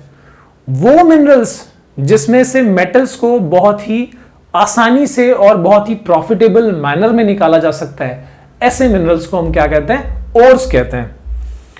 So all ores are minerals obviously, but all minerals can not be called ores. ठीक है। इसके बाद गैंग पार्टिकल्स। गैंग पार्टिकल्स क्या होते हैं? They are the impurities like sand, silt, dust. जो इम्प्योरिटीज हैं जो एग्जैक्टली हमारे ओर्स के साथ हमको मिलेंगे। जब हम जमीन में से निकालें तो ऑब्वियसली उससे इम्प्योरिटीज जुड़ी होंगी, मिट्टी के पार्टिकल्स। सो उन इम्प्योरिटीज को क्या कहा जाता है? उनको गैंग पार्टिकल्स कहते हैं। और कॉन्सेंट्रेशन ऑफ ओर किसको कहते हैं? कॉन्सेंट्रेशन ऑफ ओर का मतलब कि जो गैंग पार्टिकल्स है उनको ओर्स से सेपरेट करके ओर्स को एकदम प्योर फॉर्म में रखना, उसको कॉन्सेंट्रेशन या फिर एनरिचमेंट ऑफ ओर कहते हैं। तो पहला स्टेप हमेशा सेम रहेगा कि भाई धो के जो भी प्रोसेस कर सकते हो उससे गैंग पार्टिकल्स को अलग करना और कंपाउंड को प्योर फॉर्म में लाना। उसके बाद फिर आगे का प्रोसेस किया जाएगा। पहला स्टेप तो कॉन्सेंट्रेशन होगा। तो इसका जो फ्लो है वो देख लो। सो व्हेन यू हैव ओर जो इम्प्योर है, इसको प्योर करने के लिए हम क्या करते हैं? Concentration of ore. कॉन्सेंट्रेशन कर दिया या एनरिचमेंट कर दिया तो इससे मिल गया आपको प्योर ओर। ठीक है। अब इस प्योर ओर में आगे का प्रोसेस क्या करना है वो डिपेंड करेगा कि तुम्हारे पास कौन से मेटल का ओर है। वो अगर मीडियम रिएक्टिविटी है, मॉडरेटली रिएक्टिव मेटल है, जैसे कि जिंक का मेटल या आयरन हो गया, तो इसके लिए प्रोसेस क्या होगा? इसके लिए हमको आगे प्रोसेस कैसा करना होगा ये डिपेंड करता है कि वो कौन सा टाइप का है। तो जनरली दो टाइप के ओर्स होते हैं, या तो मेटल कार्बोनेट होता है या तो मेटल सल्फाइड। अब डायरेक्टली इससे हम मेटल नहीं निकाल सकते, तो आसान होता है कि पहले इसको ऑक्साइड में बदल दो। तो कैसे ऑक्साइड में बदला जाएगा? इसके लिए प्रोसेस, जो कार्बोनेट है तो वहां प्रोसेस किया जाता है कैल्सिनेशन, और अगर सल्फाइड है तो वहां प्रोसेस किया जाता है रोस्टिंग। ठीक है। और कैल्सिनेशन का मतलब क्या? हीट करना है strongly in absence of oxygen. तो यहां पर ZnCO3 डायरेक्टली हीट किया गया बिना ऑक्सीजन के, ZnO बन गया और CO2 बन गया। ऐसे ही रोस्टिंग मतलब भी हीटिंग होता है but in presence of oxygen. तो यहां पर ZnS plus O2 gives ZnO plus SO2। तो ऐसा क्यों यहां पर विदाउट ऑक्सीजन, क्यों यहां विद ऑक्सीजन, वो देख लो। क्योंकि इसमें कार्बोनेट में पहले से ही ऑक्सीजन है, तो ऑक्सीजन देने की जरूरत नहीं है ना हमको हीट करने के टाइम पे। अगर हम सल्फाइड की बात करें तो यहां पर ऑक्सीजन नहीं है, इसलिए हम इधर ऑक्सीजन के साथ हीट कर रहे हैं। So heating with oxygen is roasting, without oxygen is called calcination. चलो कुछ भी कर लिया हमने, यहां पर मेटल ऑक्साइड ऑब्टेन कर लिया। अब वो वहां रेक्टिफाई कर लेना, वहां पर वो आगे प्रोसेस नहीं दिखा। इसमें मेटल ऑक्साइड में मेटल निकालना सिंपल है, ऑक्सीजन को रिमूव करना। ऑक्सीजन को रिमूव करने के प्रोसेस को रिडक्शन कहते हैं। तो यहां पर जो अगला प्रोसेस है वो क्या है? That is reduction. रिडक्शन करेंगे यानी रेड्यूसिंग एजेंट लगेगा, जैसे कि यहां पर कोक या फिर प्योर फॉर्म ऑफ कार्बन लगेगा, जिससे ये बन जाएगा मेटल प्लस CO2। पर ये जो मेटल है वो 100% प्योर नहीं होता, इसको प्योर करने के लिए हमको इलेक्ट्रिसिटी पास करनी होती है। So that is electrolytic refining, जिसका डायग्राम आपको टेक्स्ट बुक में दिया हुआ है। इलेक्ट्रोलाइटिक रिफाइनिंग करने के बाद हमको 99.9% प्योर मेटल मिल जाता है। ठीक है। और अब जो ये तो हो गया मॉडरेटली रिएक्टिव मेटल का। लो रिएक्टिव है तो वहां भी आसान है, वहां पर डायरेक्टली आपको पता है कि सीधे वो मेटल सल्फाइड के फॉर्म में होता है। वो लिख देना आप कि लो रिएक्टिव मेटल जो है मेटल सल्फाइड के फॉर्म में होता है। और सल्फाइड के फॉर्म में रहेगा तो क्या करना वो तो हमको पता ही है, पहले रोस्टिंग, फिर रिडक्शन, फिर refining. 3 R, roasting, reduction and refining. और अगर हाईली रिएक्टिव मेटल का कंपाउंड है तो वहां पर तो भैया कोई चांस नहीं, क्योंकि वो बॉन्ड बहुत स्ट्रांग फॉर्म करता है। तो वहां पर सीधे एक चीज किया जा सकता है, दैट इज कि हम वहां पर इलेक्ट्रिसिटी को मतलब पास करें और उससे ही सेपरेशन कर लें। सो डायरेक्टली हाईली रिएक्टिव मेटल में, जैसे कि अब मान लो कि NaCl ये कंपाउंड है, इसमें से Na अलग करना है, तो यहां पर सीधे इलेक्ट्रोलाइटिक सेपरेशन किया जाएगा, बिकॉज ये किसी रिएक्शन से अलग नहीं किया जा सकता, इसका बॉन्ड बहुत ही स्ट्रांग होगा। ठीक है, इसके बाद करोजन। क्या है करोजन, तो हमने पढ़ ही लिया था। मेटल सरफेस जो है वो एटमॉस्फेरिक एजेंट्स के साथ रिएक्ट करते हैं और उसका सरफेस खराब होता है और उस प्रोसेस को हम करोजन कहते हैं। जैसे silver plus sulphur, silver sulphur से रिएक्ट करके ब्लैक कलर का सिल्वर सल्फाइड फॉर्म कर देता है, सिल्वर का सरफेस इसलिए ब्लैक हो जाता है। इसके बाद कॉपर प्लस कार्बन डाइऑक्साइड या फिर मॉइस्चर भी होता है, तो कॉपर कार्बोनेट फॉर्म करेगा जो ब्लूइश ग्रीन कलर का होगा, करोजन हो गया। आयन के करोजन को रस्टिंग कहते हैं। आयन प्लस दो चीज जरूरी है, ऑक्सीजन एंड मॉइस्चर, और रस्टिंग हो जाएगी। इनसे प्रिवेंशन के लिए क्या किया जा सकता है, पेंटिंग, ऑयलिंग, ग्रीसिंग, है ना। इसके अलावा गैल्वेनाइजिंग क्या टेक्निक है, जिसमें जिंक की कोटिंग दी जाती है। जैसे आयन का कोई वेसल है या आयन का कोई आर्टिकल है, जिंक की कोटिंग देंगे, जिंक अपना ऑक्साइड फॉर्म कर लेगा उस लेयर पे, और ये जो जिंक ऑक्साइड बन जाएगा तो फिर वो बाहर से चीजों को अंदर आने, एटमॉस्फेरिक एजेंट्स को अंदर आने नहीं देगा, और जिससे आपका आयन का आर्टिकल, जो भी आर्टिकल रहेगा वो बचा रहेगा। इसके बाद एनोडाइजिंग अक्सर हम मतलब एल्यूमिनियम का जो हम लेयर है यहाँ पर लगाते हैं, और एनोडाइजिंग, एनोड टर्म मतलब इलेक्ट्रोलाइसिस किया जा रहा है। इलेक्ट्रोलाइसिस करके एल्यूमिनियम ऑक्साइड का लेयर लगाया जा रहा है किसी भी मेटल, जनरली एल्यूमिनियम के आर्टिकल्स पे किया जाता है। ठीक है, एल्यूमिनियम ऑक्साइड का कोटिंग यहाँ पर दे दिया जाएगा जो फर्दर करोजन प्रिवेंट करेगा। और इसके बाद है अलॉइंग, हम मेटल्स में इंप्योरिटीज मिला के और अलॉयज बना के भी क्या कर सकते हैं, करोजन प्रिवेंट कर सकते हैं। जैसे कि आयन का अलॉय है स्टील, जो कि जनरली स्टेनलेस हो जाता है या फिर बहुत कम स्टेन होने का चांस होता है क्योंकि उसमें कार्बन मिक्स कर दिया जाता है। ठीक है, तो इसी के साथ हमारा ये मेटल्स नॉन मेटल्स वाला जो पार्ट है ये हो गया। नेक्स्ट देखेंगे हम कार्बन एंड इट्स कंपाउंड्स। तो यहां पर सबसे पहले है कार्बन का सिंबल है C। इसमें होते हैं 6 इलेक्ट्रॉन्स, तो जितने इलेक्ट्रॉन होंगे उतने ही प्रोटॉन्स भी होते हैं, तो 6 प्रोटॉन्स भी हैं इसके पास। इसके अलावा इसका न्यूट्रॉन्स का नंबर भी 6 है। ठीक है, न्यूट्रॉन का नंबर मे और मे नॉट बी इक्वल। ठीक है, कार्बन का आइसोटोप की बात करी जाए तो पॉसिबल है ये चीज, पर और किसी भी एटम में प्रोटॉन्स का नंबर न्यूट्रॉन्स इलेक्ट्रॉन्स के नंबर से इक्वल होता है, प्रोटॉन्स और इलेक्ट्रॉन्स, इसलिए एटम न्यूट्रल होता है। तो ये नंबर तो हमेशा सेम रहता है, पर कार्बन में ये वाला नंबर भी सेम है, और इस वजह से कार्बन का एटॉमिक नंबर इज 6, और मास नंबर जो बनता है प्रोटॉन और न्यूट्रॉन को ऐड करके, तो वो कितना है, इट इज 12। एटॉमिक नंबर 6 मतलब 6 इलेक्ट्रॉन का डिस्ट्रीब्यूशन यानी इलेक्ट्रॉनिक कॉन्फ़िगरेशन कितना है, 2,4। यानी कार्बन के न्यूक्लियस में 6 न्यूट्रॉन्स, 6 प्रोटॉन्स, और साइड में इलेक्ट्रॉन्स, पहले ऑर्बिट में 2 और दूसरी ऑर्बिट में 4 इलेक्ट्रॉन्स आउटर मोस्ट में है, इसलिए इसकी वैलेंसी हो गई, वैलेंस इलेक्ट्रॉन 4 होगा तो वैलेंसी भी 4 होती है, वैलेंसी हो गई इसकी 4। ठीक है, और वैलेंसी के बारे में ज्यादा डिटेल में हम सीखेंगे पीरियोडिक क्लासिफिकेशन वाले में। वैसे टेट्रावैलेंट कहते हैं because it is having 4 valency, tetra यानी 4, वैलेंट यानी वैलेंसी। ठीक है, अब यहां पर यूनिकनेस, कार्बन बाकियों से अलग कैसे है, क्या यूनिकनेस, 4 मेन रीजंस है, टेट्रा कोवैलेंसी, कैटिनेशन, पॉलीमराइजेशन और isomerism. Coming to tetra covalency, now tetra covalency का मतलब क्या होता है कि कार्बन के पास 4 इलेक्ट्रॉन है इसलिए टेट्रा। कोवैलेंसी का मतलब है कि वो सिर्फ और सिर्फ क्या कर सकता है, शेयरिंग, ओनली कोवैलेंट बॉन्ड्स ही फॉर्म करता है, ना तो इलेक्ट्रॉन डोनेट करता है ना ही एक्सेप्ट करता है। डोनेट क्यों नहीं कर सकता, डोनेट करने में एनर्जी लगती है, कार्बन एक छोटा सा एटम है, 4 इलेक्ट्रॉन डोनेट करने में बहुत सारी एनर्जी लगेगी, इसलिए कार्बन इलेक्ट्रॉन डोनेट नहीं करता। एक्सेप्ट क्यों नहीं करता, क्योंकि 6 प्रोटॉन्स है, यानी न्यूक्लियर चार्ज जो है 6 का है, यहां पर 6 प्रोटॉन्स का। अब ये 6 प्रोटॉन्स ऑलरेडी 6 इलेक्ट्रॉन होल्ड कर रहा है, अगर ये ऑक्टेट पूरा करना चाहता है इलेक्ट्रॉन एक्सेप्ट करके, तो 6 इलेक्ट्रॉन पहले के हो गए और 4 और आएंगे तो 10 इलेक्ट्रॉन हो जाएंगे। 6 protons can not hold 10 electrons, बहुत ही रेशियो गड़बड़ हो जाएगा। इसलिए ना तो कार्बन इलेक्ट्रॉन डोनेट करता है ना ही एक्सेप्ट करता है, यानी सिर्फ और सिर्फ वो शेयरिंग ही करता है, ये बात याद रखना। और सिर्फ शेयरिंग करेगा, शेयरिंग करने वाली टेंडेंसी को कोवैलेंसी कहते हैं, इसलिए carbon can only share electrons और इस वजह से उसके पास यूनिकनेस आ जाती है। किस बात की यूनिकनेस? कि वो बहुत सारे कंपाउंड्स को फॉर्म कर सकता है। Again coming to catenation, catenation क्या होता है?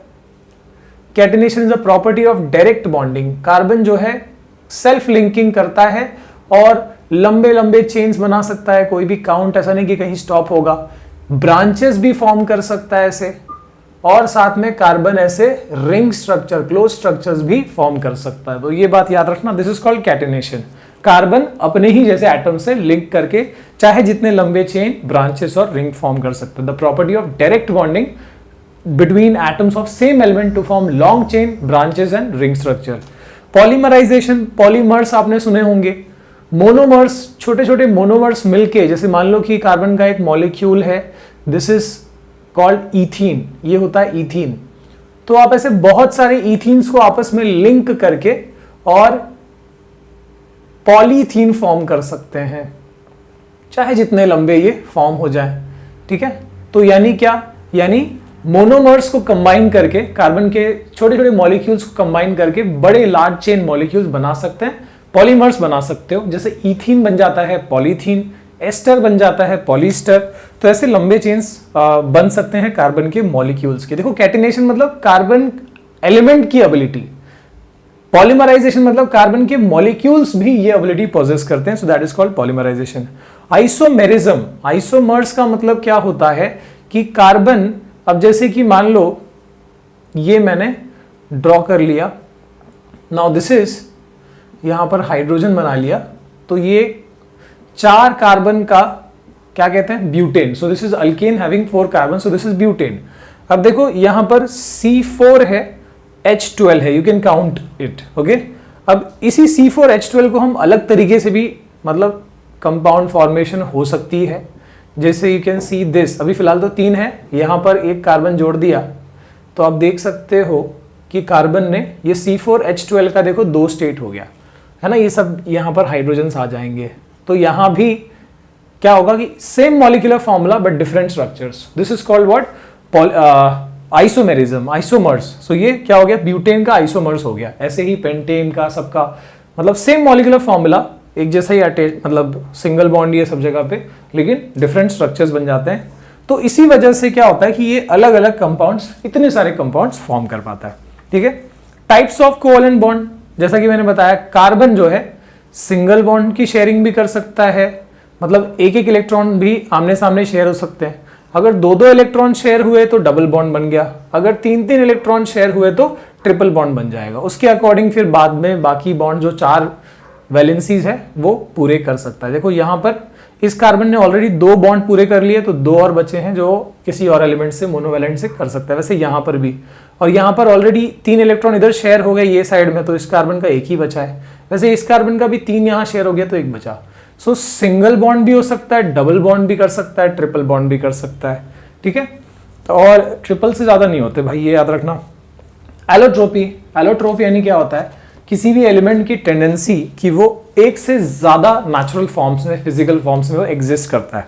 ठीक है, तो वैसे कार्बन जो है इसके भी एलोट्रोप्स हैं। वैसे देखो यहां पर, वैसे carbon exist in different physical forms, like diamond है। डायमंड में क्या होता है? कार्बन, ये एक समझो एटम है, तो ये अपने फ्रंट में एक दूसरे कार्बन से, यहां पर एक कार्बन एटम से, ये साइड में एक कार्बन एटम से, ऊपर एक कार्बन एटम से, ये देख सकते हो यहां पर एक बॉन्ड कर लिया सामने की तरफ, एक लेफ्ट में, एक राइट में, एक ऊपर की तरफ। तो डायमंड में इस टाइप का, मतलब सभी कार्बन का इसी अरेंजमेंट रहेगा, एक सामने, एक यहां पे और एक ऊपर। ठीक है, तो डायमंड में ऐसा अरेंजमेंट होता है, ये 3D स्ट्रक्चर ऐसा फॉर्म हो जाता है, और इसलिए भी वो काफी हार्ड होता है। डायमंड के बारे में कहा जाता है इट इज वेरी हार्ड। उसके डिफरेंस में भी जो आपने लिखा था, non metals they are hard, non metal वाले पार्ट में, sorry non metals are brittle, but अगर हम डायमंड की बात करें तो वो बहुत ही काफी हार्ड होता है because of this structure, 3D structure जो ऐसा ये फॉर्म कर रहा है। इसके बाद एक और एलोट्रोप है, इसका एक और वेराइटी है, दैट इज ग्रेफाइट, जिसके बारे में हम पढ़ा था कि वो एक नॉन मेटल होते हुए इलेक्ट्रिसिटी कंडक्शन करता है। ग्रेफाइट का हाल क्या है? एक कार्बन एटम एडजेसेंट, यहां पर एक कार्बन से, इधर एक कार्बन से, इधर एक कार्बन से जुड़ा है। ऐसे ही सब कार्बन ये एक लेयर फॉर्म करेंगे, इसके नीचे वाला भी ऐसे ही लेयर फॉर्म होगा। तो आप देख सकते हो कि इसमें एक जो बॉन्ड होता है ना, मतलब कार्बन के तो 4 वैलेंसीज है, तो एक कहीं पे डबल रहता है, जो कहीं कभी ब्रेक भी होता है तो इलेक्ट्रॉन यहाँ फ्री होते हैं जो कंडक्शन के लिए रिस्पॉन्सिबल हो जाता है। ओके, इसके बाद फुलरीन की बात करी जाए, this is a latest form जो यहाँ पर डिस्कवर हुआ।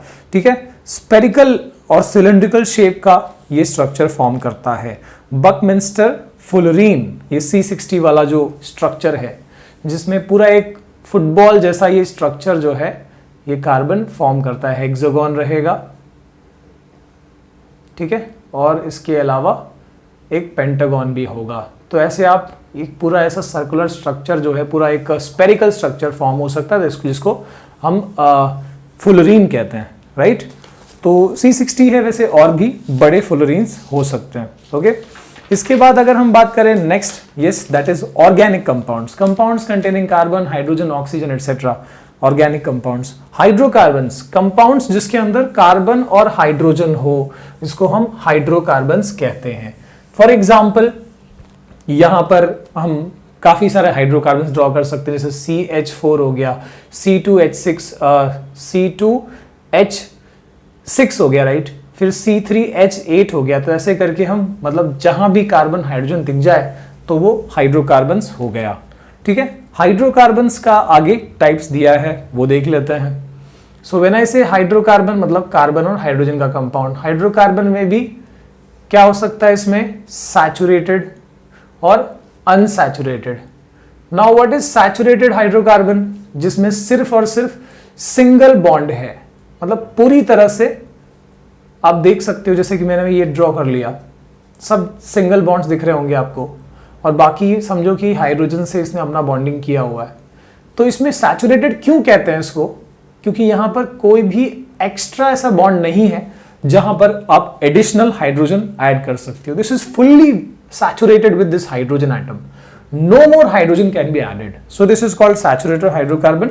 और जब सिंगल बॉन्ड है तो इसको हम ऐसे वाले, जनरली इसको हम क्या कहते हैं, ऐसे कंपाउंड्स को अल्केन कहते हैं। अल्केन मतलब completely there is single bond between carbon carbon atoms. ठीक है, व्हेन आई से अनसैचुरेटेड, तो यानी कि यहां पर पॉसिबिलिटी है और हाइड्रोजन्स ऐड करने की, बिकॉज यहां एक्स्ट्रा बॉन्ड होते हैं। जैसे कि मान लो अगर हम देखें ये वाला स्ट्रक्चर जहां पर डबल बॉन्ड दिख रहा है कार्बन कार्बन के बीच में, या फिर ये वाला स्ट्रक्चर जहां पर हमको ट्रिपल बॉन्ड दिख रहा है, तो we can definitely add one more या two more hydrogen atoms right here। देखो ये एक्स्ट्रा बॉन्ड है, एक बॉन्ड टूटेगा तब भी फर्क नहीं पड़ेगा, ये पूरा स्ट्रक्चर देखो यहाँ पे आ जाएगा, एक यहाँ पर, यानी इधर एक हाइड्रोजन ऐड हुआ, यहाँ पर एक हाइड्रोजन ऐड हुआ। सो दिस इज कॉल्ड अनसैचुरेटेड। जहां भी डबल या ट्रिपल दिखे, देखो यहाँ तो हम और भी 2 बॉन्ड्स को तोड़ के हाइड्रोजन लगा सकते हैं। सो यहाँ पर हाइड्रोजन ऐड करने की पॉसिबिलिटी होती है, so that is called unsaturated, मतलब not filled, not completely filled with hydrogen.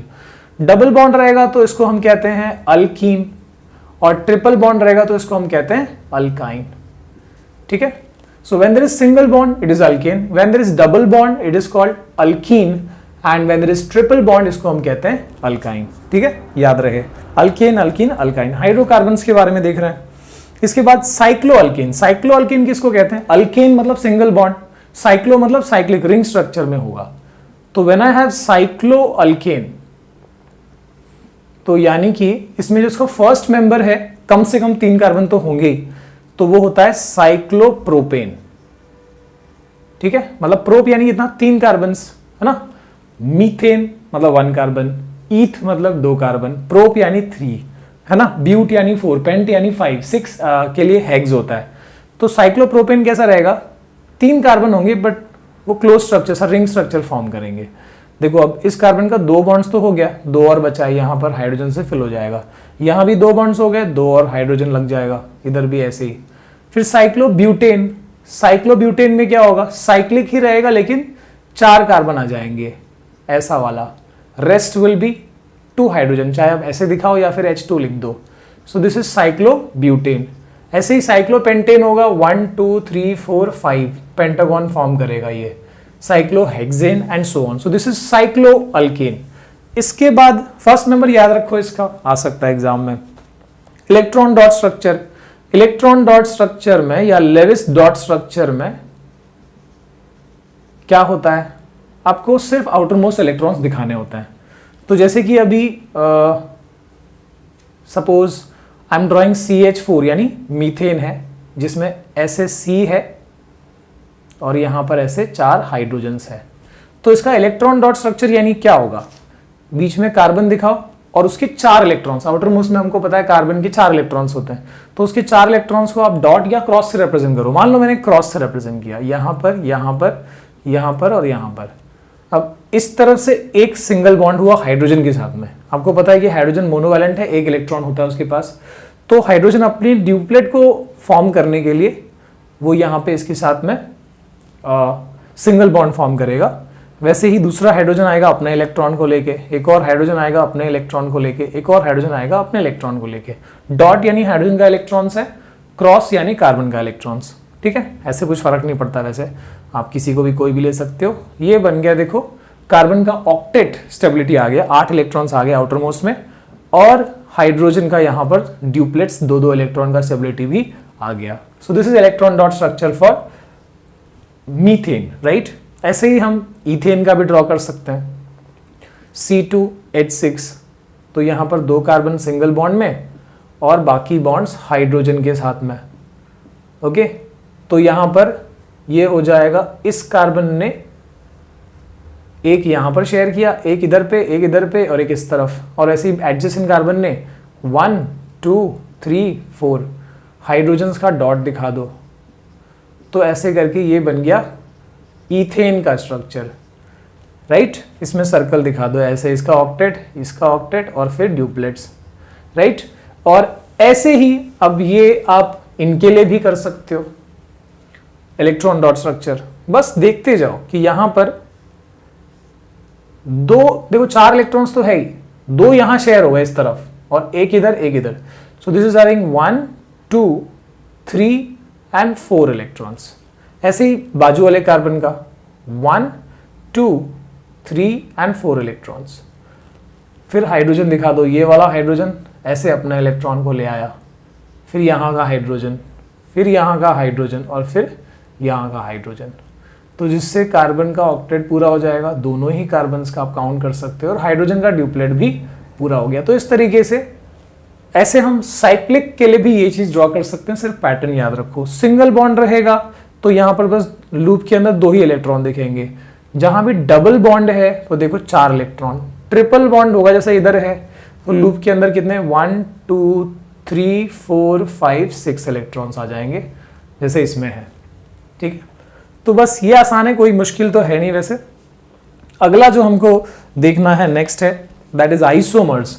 Isomers तुमको ड्रॉ करने को आता है कि draw the isomer of pentane या हेक्सेन। तो आसान है भाई, कोई मुश्किल नहीं है। इसके लिए सब हमने वीडियोस बनाया हुआ है, चाहो तो वो भी देख सकते हो आप। आइसोमर्स मैंने क्या बताया कि compounds having same molecular formula but different structures. जैसे कि अगर मान लो कि मेरे को बनाना है पेंटेन का, तो पेंटेन का आइसोमर, पहले पेंटेन देख लो होता क्या है C5, राइट, और H कितना हो जाएगा 12। जनरल फॉर्मूला अगर पता हो तो ये सब चीजें आसानी से कर सकते हो। अल्केन का जनरल फॉर्मूला होता है CnH2n+2। अल्कीन का होता है CnH2n और अल्काइन का होता है CnH2n-2, राइट। तो उसी हिसाब से मैंने ये वाला बनाया।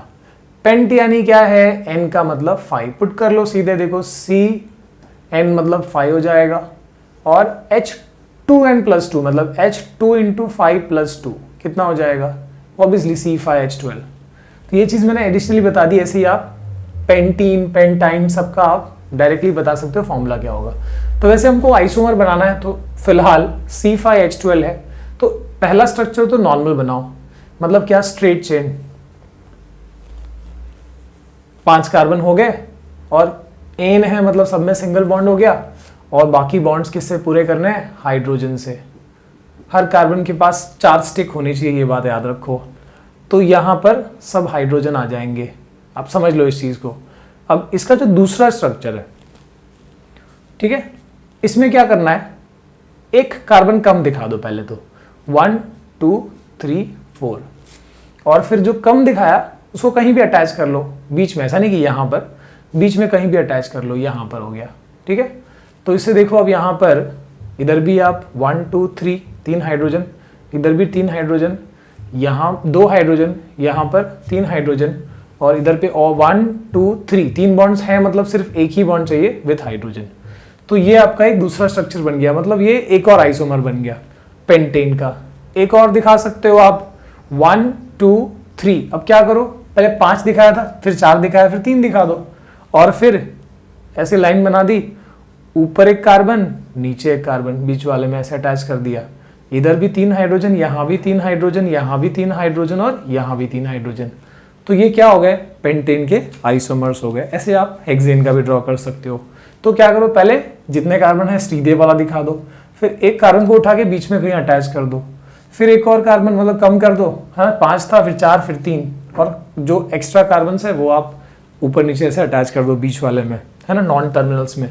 तो ये आपका स्ट्रक्चर जो है आपका रेडी होता जाएगा। So this was about isomer. Detail में देखना है आपको इन सबको तो आप वीडियो देख सकते हो, चैनल पे है ऑलरेडी। ओके, इसके बाद फंक्शनल ग्रुप। फंक्शनल ग्रुप में क्या है, फंक्शनल ग्रुप आपको 10th में 5 ही पढ़ने हैं। Halogen, alcohol, carboxylic acid, aldehyde, ketone. Halogens में क्लोरीन, ब्रोमीन, आयोडीन जैसे मोनोवैलेंट हैलोजेंस 17 ग्रुप एलिमेंट यहाँ पर ऐड किए जाते हैं, जिनके पास 7 इलेक्ट्रॉन होता है आउटर मोस्ट ऑर्बिट में। बात करें अगर हम अल्कोहल की, तो अल्कोहल में OH का अटैचमेंट होता है, और कार्बोक्सिलिक एसिड में COOH का अटैचमेंट होता है। अल्डिहाइड में C डबल बॉन्ड OH का अटैचमेंट होता है, और कीटोन में C डबल बॉन्ड O, और ये बीच में होता है, तो कहीं यहाँ भी कार्बन चेन होगा, यहाँ भी कार्बन चेन होगा। मतलब C डबल बॉन्ड O अगर एंड में आ गया तो वो अल्डिहाइड बन गया, कोई भी एक एंड, लेफ्ट या राइट में। अगर ये C डबल बॉन्ड O बीच में कहीं आ गया तो कीटोन बन गया। एग्जाम्पल देखेंगे ज्यादा क्लियर होगा। और IUPAC नेम का मैंने जनरल फॉर्मेट बता दिया है। हैलोजन का होता है हैलो अल्केन, अल्कोहल का होता है अल्केनॉल, कार्बोक्सिलिक एसिड का अल्केनोइक एसिड, और अल्केनाल होता है अल्डिहाइड का, अल्केनोन होता है कीटोन का। Let's see the example. Suppose हमारे पास है 1 2 3 3 कार्बन का अल्केन यानी प्रोपेन हो गया। तो ये प्रोपेन में अगर मान लो कहीं हाइड्रोजन है सब जगह पे, सपोज ये आपका प्रोपेन स्ट्रक्चर है, इसको हटा के अगर Cl लगा दिया तो क्लोरोप्रोपेन, अगर Br लगा दिया तो ब्रोमोप्रोपेन, अगर I लगा दिया तो आयोडोप्रोपेन, है ना। जनरल नेम क्या है, हैलो अल्केन है, तो हैलो की जगह पे क्लोरो ब्रोमो आयोडो लगाते जाओ। अगर समझो कि ये आपने कहीं बीच में लगा दिया तो सेकंड कार्बन पे हो गया, कहीं से भी काउंट करो तो ये हो गया 2 ब्रोमोप्रोपेन। वैसे काउंटिंग कहाँ से की जाती है, जहां से आपको वो ब्रांच नजदीक मिले, यानी ब्रोमो जहां से नजदीक हो। अभी आप इसमें यहां से भी काउंट करो तो फर्स्ट और सेकंड पे आएगा, इधर से भी करोगे तो सेकंड पे ही आ रहा है, इसलिए इसको हम 2 ब्रोमो प्रोपेन कहेंगे, राइट। अभी इसमें अल्कोहल OH लगा दिया, सपोज यहां पर OH लगा दिया, तो ये क्या हो गया, देखो जनरल नेम क्या है, अल्केनॉल, तो इसका नाम क्या हो जाएगा, प्रोपेनॉल। ओके, अगर ये OH मैंने इधर लगा दिया तो ये हो गया 2 प्रोपेनॉल या फिर प्रोपेन 2ऑल, ठीक है। अगर मान लो कि यहां भी OH लगा दिया तो क्या हो जाएगा, डाई वाला टर्म लगेगा, है ना। पर कहां पर है, एक फर्स्ट पे है, एक सेकंड पे है। सो प्रोपेन 1,2 डायोल या फिर 1,2 डाइप्रोपेनॉल, ठीक है। इसके बाद बात करें अगर अल्केनोइक एसिड की, मतलब कार्बोक्सिलिक एसिड, इसकी बात करें तो कैसे होगा, डबल बॉन्ड O लगा दिया, ठीक है, फिर OH लगा दिया, 5 बॉन्ड हो गए, एक हाइड्रोजन कम कर दो, ठीक है। So this is now your carboxylic acid. कौन सा वाला है, 3 कार्बन है, so this is propanoic acid. ये बात याद रहे कि इसमें नंबरिंग का टेंशन नहीं होगा, क्योंकि ये डबल बॉन्ड और OH ये कभी आएगा सिर्फ टर्मिनल कार्बन में, या तो इस एंड वाले में या तो इस एंड वाले में, बीच वाले में नहीं आएगा। अगर आप ट्राई भी करते हो बीच वाले में, जहां पर ऑलरेडी ऐसे हैं, इधर डबल बॉन्ड O लगाओगे, यहां पर OH लगाओगे, 5 बॉन्ड दिखेंगे। सो this is always in case of terminal carbon. वैसे ही इसका भी है, ये भी सिर्फ टर्मिनल कार्बन में हो सकता है। So when I have this propane और डबल बॉन्ड O लगा दिया और H लगा दिया, तो ये हो गया अल्डिहाइड आपका। जनरल नेम क्या है, alkanal. So this will be propanal. Okay, वैसे ये वाला हमेशा नॉन टर्मिनल कार्बन में होगा when you have ketone, right. तो जैसे मान लो कि अगर ये आपका प्रोपेन है, डबल बॉन्ड O अगर इधर आ गया, N पे था तो अल्डिहाइड था, बीच में आ गया तो कीटोन बन गया। जनरल नेम क्या है? Alkanone. So this will be propanone. ठीक है। अगर मान लो कि यहां पर मैं ऐसे दिखा देता, एक कार्बन बढ़ा दिया, सो काउंटिंग होगी 1 2 3 4, सेकेंड पे आ गया आपका ये कीटोन का, तो इसको आप लिखोगे ब्यूट, है ना, 4 कार्बन है, ब्यूट, और ब्यूटेन ई को हटा के ओन लगाना है, तो कौन से वाले पे? सेकेंड पे, तो ब्यूटेन 2 ओन। अगर 2 जगह हो तो ब्यूटेन 2,3 डाइओन। आईयूपीएसी की डिटेल के लिए आप वीडियो चेक कर सकते हैं, छोटा सा वीडियो है, आपको काफी चीजें वहां पर, काफी क्या जो 10th के लिए रिक्वायर्ड है सारी चीजें उसके अंदर कवर हो जाएंगी। सो दिस इज ऑल अबाउट जो आपका आईयूपीएसी है, फंक्शनल ग्रुप है, वो आपका कवर हो गया। ठीक है।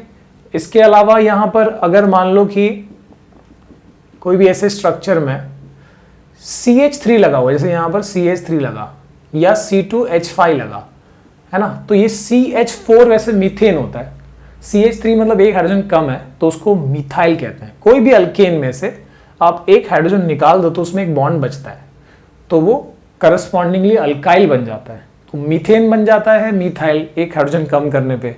इथेन में से एक हाइड्रोजन लेस कर दिया तो इथाइल बन गया। प्रोपेन जो है प्रोपाइल बन जाएगा। वैसे इसका नाम क्या होगा? 1 2 3 4, सेकेंड कार्बन पे मिथाइल है, so this will B 2 methyl butane. अगर यहां पर भी होता तो क्या नाम पड़ता? 2,3 डाइमिथाइल ब्यूटेन। ठीक है, तो ये बात याद रहे। इसके अलावा अल्फाबेटिकल भी ऑर्डर होता है, जैसे क्लोरो भी अटैच्ड है, ब्रोमो भी अटैच्ड है, तो पहले क्या बोलोगे? पहले ब्रोमो बोलोगे, क्योंकि बी पहले आता है अल्फाबेटिकली, सी बाद में आता है। भले ही नंबरिंग अगर समझो बी को ज्यादा है। For example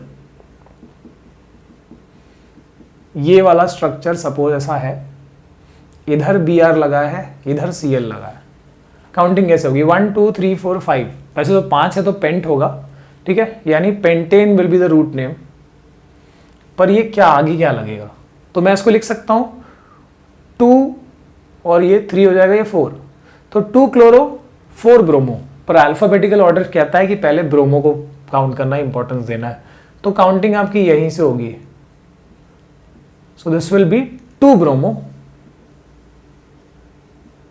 3 chloro pentane.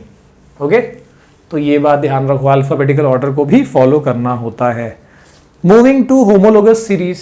Homologous series कोई भी फैमिली, केमिकल की फैमिली को कह सकते, जो यहां पर हमारे केस में है, अल्कोहल है, अल्डिहाइड है, sorry alcohol, aldehyde, alkane, alkyne, alkyne, सब अपना अपना होमोलोगस सीरीज फॉर्म करते हैं, है ना। जैसे फॉर एग्जांपल अगर हम अल्केन को एक होमोलोगस सीरीज कहते हैं, तो क्यों कहते हैं? क्योंकि वहां पर एक पैटर्न है, हर मेंबर अपना जो नेक्स्ट मेंबर है उनके बीच में जो डिफरेंस देखोगे ना, तो हमेशा CH2 का होता है। मास के हिसाब से कार्बन का मास 12, हाइड्रोजन का 1, 2 हाइड्रोजन तो 2, 12 प्लस 2 कितना? 14 यूनिट्स का मास का डिफरेंस है। You can see the example. जैसे मान लो कि मैंने इसका एक मेंबर ले लिया, second member, that is ethane, और थर्ड मेंबर है इसकी जस्ट बाद आ रहा है प्रोपेन।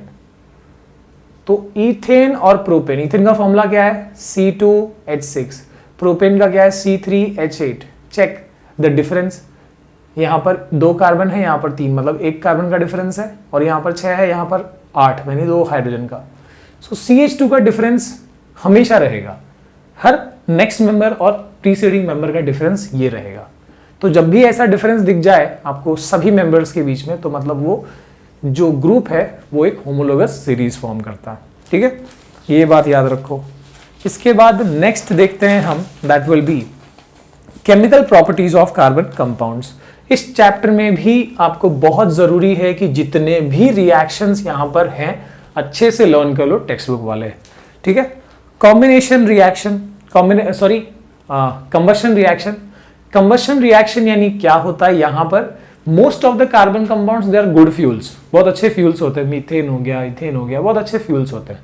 तो जो मोस्टली कंबशन होता ही है, तो कोई भी आप कार्बन कंपाउंड है, हाइड्रोकार्बन लोगे तो उसको आप बर्न करोगे तो ऑक्सीजन से रिएक्ट करेगा, करस्पॉन्डिंग ऑक्साइड्स फॉर्म करेगा। This is basically combustion reaction. Blue colour की फ्लेम बन रही है मतलब कम कार्बन प्रोड्यूस हो रहा है। येलो कलर की फ्लेम बन रही है मतलब ज्यादा कार्बन प्रोड्यूस हो रहा है। अभी मैं दो एग्जांपल्स लेता हूं, जैसे सपोज यू हैव दिस, क्या है ये, इथेन, और एक दूसरा ले लिया हमने 2 कार्बन वाला। तो कौन ज्यादा अच्छा फ्यूल बनेगा, इथेन या फिर इथीन? ऑब्वियसली यहां पर आपको देखना होगा रेशियो। अब देखो यहां पर टोटल 1 2 3 4 5 6 7 8 एटम्स में से 2 है कार्बन का और 6 है हाइड्रोजन का। कितना हो गया, 1:3। यानी आप कह सकते हो कि इधर 25% हाइड्रोजन है, और यहां पर देखोगे तो 6 एटम्स में से 2 एटम्स कार्बन के हो गए, अराउंड 33%, राइट। तो यानी क्या है, यहां पर 30 या 33 जो भी लिखता हूं आप वो चेक कर लेना, नॉट हाइड्रोजन, कार्बन। तो कार्बन का परसेंटेज जहां ज्यादा दिख रहा है, ठीक है, वो वाला ज्यादा पोल्यूशन करेगा। तो अच्छा फ्यूल ये हुआ, ये क्लीन फ्यूल माना जाएगा। तो ये बात समझो कि जितना कम कार्बन होगा उतना अच्छा वो फ्यूल होगा। तो अल्केन, अल्कीन और अल्काइन में से अल्केन जो है कम कार्बन कंटेन करता है, अल्कीन रिलेटिवली ज्यादा कार्बन कंटेन कर रहा है, और अल्काइन और ज्यादा कार्बन कंटेन कर रहा है, ठीक है। ज्यादा कार्बन मतलब ज्यादा pollution. Oxidation reaction, oxidation reaction में क्या, कौन सा वाला ऑक्सीडेशन दिया है, जिसमें हम अल्कोहल को ऑक्सीडाइज करके और कार्बोक्सिलिक एसिड बना सकते हैं, ठीक है। इसमें ऑक्सीडाइजिंग एजेंट्स यूज होते हैं, जैसे कि अब यहां पर देखते हैं एग्जांपल में, आपको जो एग्जांपल दिया हुआ है इथेनॉल, दैट इज C2H5OH, ठीक है।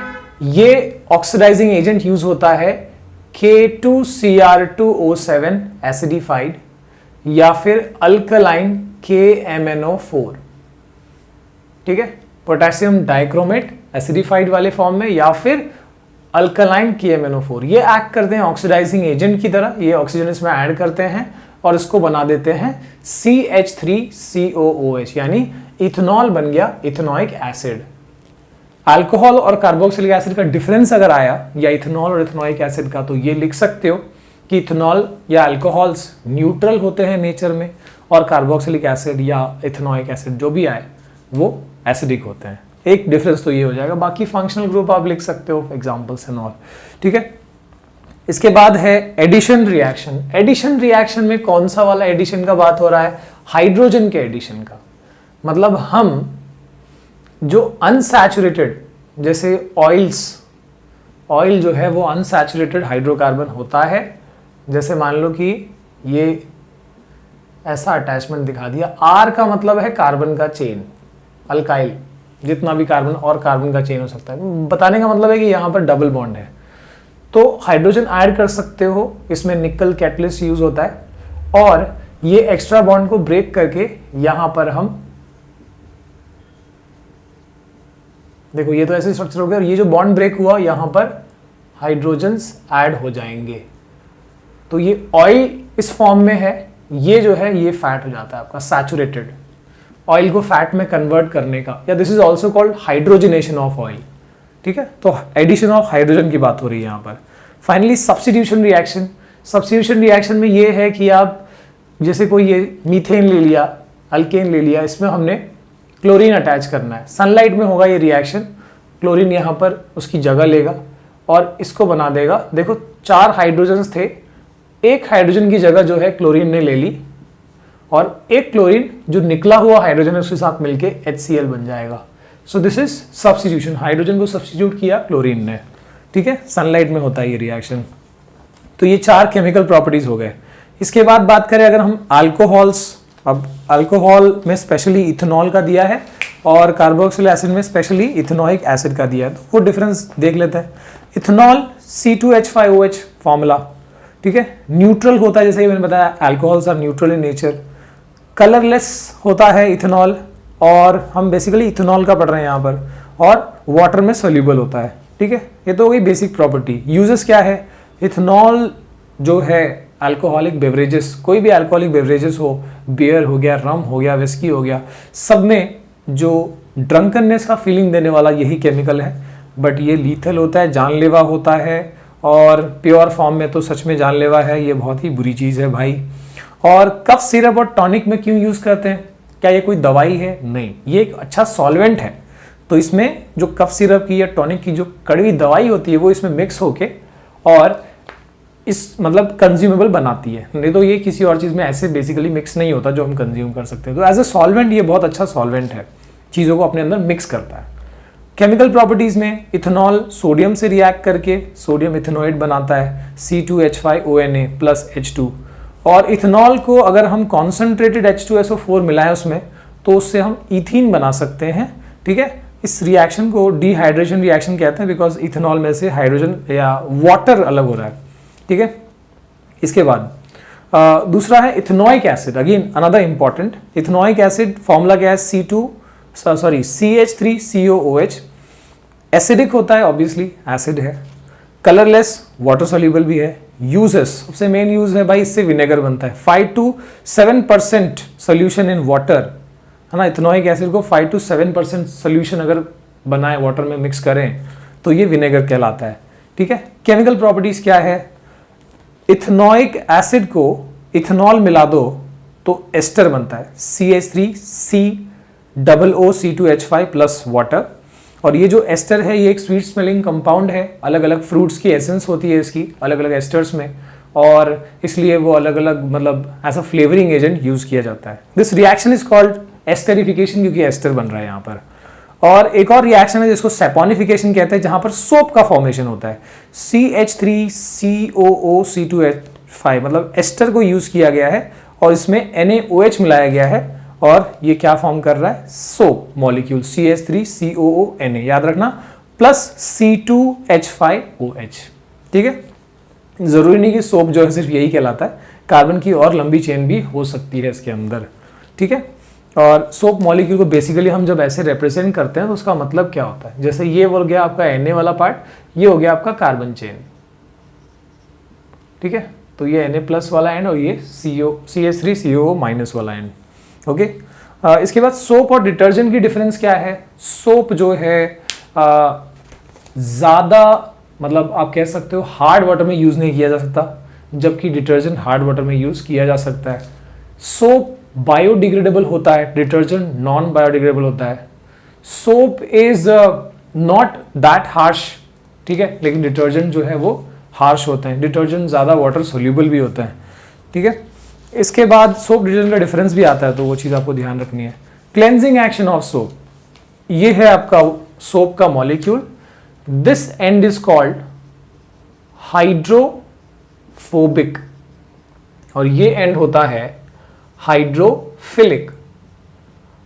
हाइड्रो यानी वाटर, फिल यानी लव, तो यानी कि ये वाटर लविंग है और ये हाइड्रोफोबिक यानी वाटर हेटिंग है। तो ये पानी से दूर भागेगा ये एंड, और ये पानी के पास जाएगा। तो जब आप सोप को मिक्स करते हो वाटर के अंदर, तो जितने भी मॉलिक्यूल्स होंगे वो कुछ ऐसा अरेंजमेंट बनाएंगे कि जो एंड पानी से नफरत करता है ना, वो आपस में इतना इंटीग्रेट हो जाएगा कि वहाँ पर पानी मोस्टली नहीं पहुँच पाए, ऐसा वो इंटीग्रेशन कर लेंगे। तो आप देख सकते हो, यानी जो हाइड्रोफिलिक है जिसको पानी से कोई परहेज नहीं है वो ऊपर की तरफ है, जो हाइड्रोफोबिक है वो अंदर की तरफ है, पानी से दूर भाग रहा है ना। मिक्स तो कर दिया, आप क्या करें, तो आपस में इंटीग्रेट हो जाता है। And this is called micelle. इसी को क्या कहा जाता है? इसको मिसेल कहा जाता है। और जब आप कपड़े डर्ट वाले, ऑयल वाले दाग, ग्रीस वाले दाग, ऐसे वाले कपड़े जब इसमें डालते हो, उसको रब करते हो, तो ये जो है ये वाला एंड जो हाइड्रोफोबिक एंड है, इनको एक अच्छी जगह मिल जाती है कपड़ों के ऊपर। जो वो डर्ट है, वो डर्ट में ये आसानी से जाके छिपते हैं, और ऐसा करते हुए वो एक्चुअली डर्ट को निकालने का मैकेनिज्म है ना। इसी से डर्ट धीरे धीरे लूज पड़ता जाएगा और कपड़ों से निकल जाएगा। ठीक है, इसके बाद फाइनली यहाँ पर जो हमारा इथेनोइक एसिड था उसका दो और रिएक्शन आपको वो भी ध्यान रखना है, CH3COOH प्लस NaOH। तो यहां पर देख लो इधर पे, CH3 COOH plus NaOH. Now what is this? Ethanoic acid. ये क्या है? ये एक बेस है. एसिड प्लस बेस क्या फॉर्म करता है? Salt plus water, CH3COONA plus H2O. और याद है कि भाई ये सोप भी था. मतलब सोप क्या है? सोप कुछ और नहीं है, सॉल्ट है भाई. ये water, soap is a salt. और जो हम यहाँ देख रहे हैं this is sodium salt of acetic acid या इथेनॉइक एसिड. ठीक है. इसके बाद CH3COOH प्लस Na2CO3 या NaSCO3. तो क्या होता है? CH3COOH जो कि एक एसिड है, इसको आप मिला रहे हो मेटल कार्बोनेट या फिर मेटल हाइड्रोजन कार्बोनेट से. एसिड बेस में हमने पढ़ा कि एसिड जब मेटल कार्बोनेट या हाइड्रोजन कार्बोनेट से रिएक्ट करता है तो वो क्या फॉर्म करता है? Because this is basic in nature. तो ये फॉर्म करता है salt plus water plus CO2. तो यहां पर बनेगा CH3COONA plus H2O plus CO2. ठीक है. तो ये पैटर्न याद रखा करो कि भाई हमने पढ़ा क्या है. पिछले चैप्टर में हमने जो एसिड बेस वाले टर्म में हमने ये चीज देखी ऑलरेडी. ठीक है. एंड फाइनली मूविंग टुवर्ड्स जो हमारा पीरियोडिक क्लासिफिकेशन, जो हमारा केमिस्ट्री का लास्ट चैप्टर है, वो वाला देख लेते हैं. Again important chapter. ठीक है. तो इसमें सबसे पहले classification makes the study easier. 100 से ज्यादा एलिमेंट्स है, एक एक करके पढ़ेंगे डिफिकल्ट होगा, इसलिए क्लासिफिकेशन किया जाता है. क्लासिफिकेशन के बहुत सारे अटेम्प्ट्स हुए, उसमें से कुछ इंपॉर्टेंट अटेम्प्ट्स हमको दिए हैं 10th में. जैसे डॉबरिनियर ट्रेड्स. क्या बताया डॉबरिनियर ने? When elements are arranged in increasing order of atomic masses. Masses का स्पेलिंग देखो बाप रे. When elements are arranged in increasing order of atomic masses. उस टाइम पे कम एलिमेंट्स थे जब डॉबरिनियर ने अपना अटेम्प्ट दिया, तो उन्होंने ये पाया कि जब एलिमेंट्स को इंक्रीजिंग ऑर्डर में रखा जाता है एटॉमिक मास के या मास एटॉमिक वेट के, तो और वो भी 3-3 के ग्रुप में, तो क्या पैटर्न दिखता है कि हर 3, वो 3 को ट्राइड कहा गया, तो हर ट्राइड में एक पैटर्न देखा जाता है. तो मान लो कि A B C फिर D E F ऐसे एलिमेंट्स को प्लेस करते गए 3-3 के स्लॉट में, और वो भी कैसे? इंक्रीजिंग ऑर्डर ऑफ एटॉमिक मास में. तो इसका एटॉमिक मास और इसका एटॉमिक मास का मीन निकालो आप. A plus C/2. तो वो जो आएगा ना, वो जो वैल्यू, वो सेंटर वाले से काफी क्लोज होगी. ठीक. This is Dobereiner triad. When elements are arranged in increasing order of atomic masses in group of 3s, then the arithmetic mean of atomic masses of first and third element in each triad is approximately equal to atomic mass of central element. Example एक ही याद रखो आप यहाँ पर, लीनक काफी है. Lithium sodium potassium 7 23 39. इसमें तो एग्जैक्ट आता है 7 + 39/2 विच इज 46/2, जो कितना होता है 23. यहां पर तो एग्जैक्ट आ रहा है, पर उसने ये कहा कि भाई थोड़ा क्लोज आ सकता है, जरूरी नहीं कि एग्जैक्ट आए. और यहां पर ऐसा नहीं हुआ क्योंकि ये कुछ 3 ही, मतलब स्टार्टिंग के 3 ही ट्राइड्स के लिए काफी मतलब लग रहा था, बट आगे की ट्राइड्स के लिए फ्लॉप हो गया. Moving to Newlands law of octaves. Newland के टाइम तक 56 एलिमेंट्स वेर नोन, और न्यूलैंड ने क्या किया? एलिमेंट्स को अरेंज किया in increasing order of atomic mass. Atomic mass की इंक्रीजिंग ऑर्डर में प्लेस किया, जैसे कि डॉबरिनियर ने किया था, लेकिन 3-3 के ग्रुप में नहीं, नॉर्मली. और फिर इसने क्या देखा कि every 8th element is showing property similar to its respective first one. जैसे मान लो कि 1 2 3 4 5 6 7 8 9, मतलब ऐसे जब देख रहा है तो वो देख रहा है कि जो हर 8वां एलिमेंट है उसका प्रॉपर्टी पहले वाले जैसा आ रहा है. मतलब अगर आप यहां से काउंट करोगे तो इसकी प्रॉपर्टी इसके जैसी आएगी, सेकंड जैसी. 10th की प्रॉपर्टी थर्ड जैसी आएगी. आप यहां से काउंट करो ना, 1 2 3 4 5 6 7 8. तो मतलब जहां से भी आप काउंट करो, हर 8वें एलिमेंट की प्रॉपर्टी उसके रिस्पेक्टिव फर्स्ट वाले जैसी आएगी. इसको ज्यादा अच्छे से करने के लिए न्यूलैंड ने क्या किया कि ऐसे स्लॉट्स बना दिए, पूरा मतलब टेबल बना दिया, जिसमें 1 2 3 4 5 6 7, तो 7 का ऐसा स्लॉट बना है. ठीक है. अब क्या देखा जा रहा है कि अगर एलिमेंट्स मान लो ऐसे इंक्रीजिंग ऑर्डर ऑफ एटॉमिक मास के हिसाब से A B C D E F G H I J K L M N O. ठीक है. मान लो हम ये ABCD नहीं, एलिमेंट्स है इंक्रीजिंग ऑर्डर ऑफ एटॉमिक मास में, तो इसमें क्या देखा जा रहा है कि यहां से काउंट करोगे तो ये 8वां आएगा ना, 7 तो ये हो गया, 8 इधर आ गया, मतलब H की प्रॉपर्टी एक जैसी होगी। अब यहां से H से काउंट करोगे तो O की प्रॉपर्टी H जैसी, मतलब एक स्लॉट में जितने एलिमेंट्स हैं उनकी प्रॉपर्टी कैसी होनी चाहिए, एक जैसी होनी चाहिए। पर यहां पर भी लिमिटेशन आ गई, applicable only up to calcium. और इन्होंने क्या कर दिया था, प्रेडिक्शन, ओवर प्रेडिक्शन कर दिया था कि सिर्फ 56 एलिमेंट्स नेचर में एग्जिस्ट करते हैं, बिकॉज उस टाइम पे 56 थे। पर आगे जाके और भी एलिमेंट्स डिस्कवर हुए, तो इनका जो ये प्रूफ था वो गलत हो गया। इसके बाद आए मेंडलीव। काफ़ी मेंडलीव का जो पीरियड टेबल है काफ़ी सराहा जाता है, बहुत ही इंपॉर्टेंट माना जाता है। मॉडर्न टेबल की डिस्कवरी कह सकते हो कि यहीं से शुरुआत हो चुकी थी। 63 एलिमेंट्स, न्यूलैंड के टाइम तक 56, मेंडलीव के टाइम तक 63 एलिमेंट्स वेर नोन।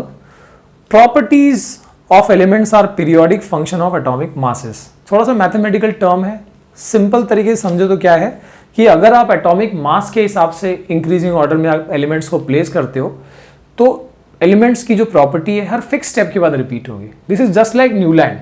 लेकिन न्यूलैंड ने ये कह दिया कि हर 7वें के बाद, मतलब every 8th element will be having property of first one. ये कह रहे हैं कि 8th नहीं, पर मैं एक ऐसा टेबल बनाऊंगा जहां पर हर फिक्स स्टेप के बाद एलिमेंट्स रिपीट होंगे। और इन्होंने क्या किया, इन्होंने ऐसे 63 ब्लैंक कार्ड्स ले लिए, हर कार्ड पे एक एक एलिमेंट का डिटेल लिख दिया, उसका फिजिकल केमिकल प्रॉपर्टी लिख दिया, सिंबल लिख दिया, एटॉमिक मास लिख दिया, और इन्होंने ऐसे अपने ब्लैंक टेबल के अंदर एलिमेंट्स को प्लेस करते गए। प्लेसमेंट कैसा था, थोड़ा दिमाग से किया कि भाई अगर मान लो ये टेबल है, ये एक पहला एलिमेंट यहाँ आ गया, दूसरा एलिमेंट अगर इसकी प्रॉपर्टी इस जैसी नहीं है तो आगे आएगा ऑब्वियसली, थर्ड की प्रॉपर्टी ना तो ए जैसी है ना तो बी जैसी आगे आ रहा है, फिर डी ई एफ, ठीक है, जी, मान लो कि इन सब की प्रॉपर्टी अलग अलग आई, पर जो अगला एलिमेंट है एच, अब देख रहा है कि उसकी प्रॉपर्टी ए जैसी, तो आगे नहीं प्लेस करेगा, कहां प्लेस करेगा, इधर। फिर आई का प्रॉपर्टी मान लो बी जैसा नहीं है, सी जैसा है, तो यहां प्लेस कर दिया, इसको भले ब्लैंक रखना पड़ा पर वो ऐसा करते जा रहा है।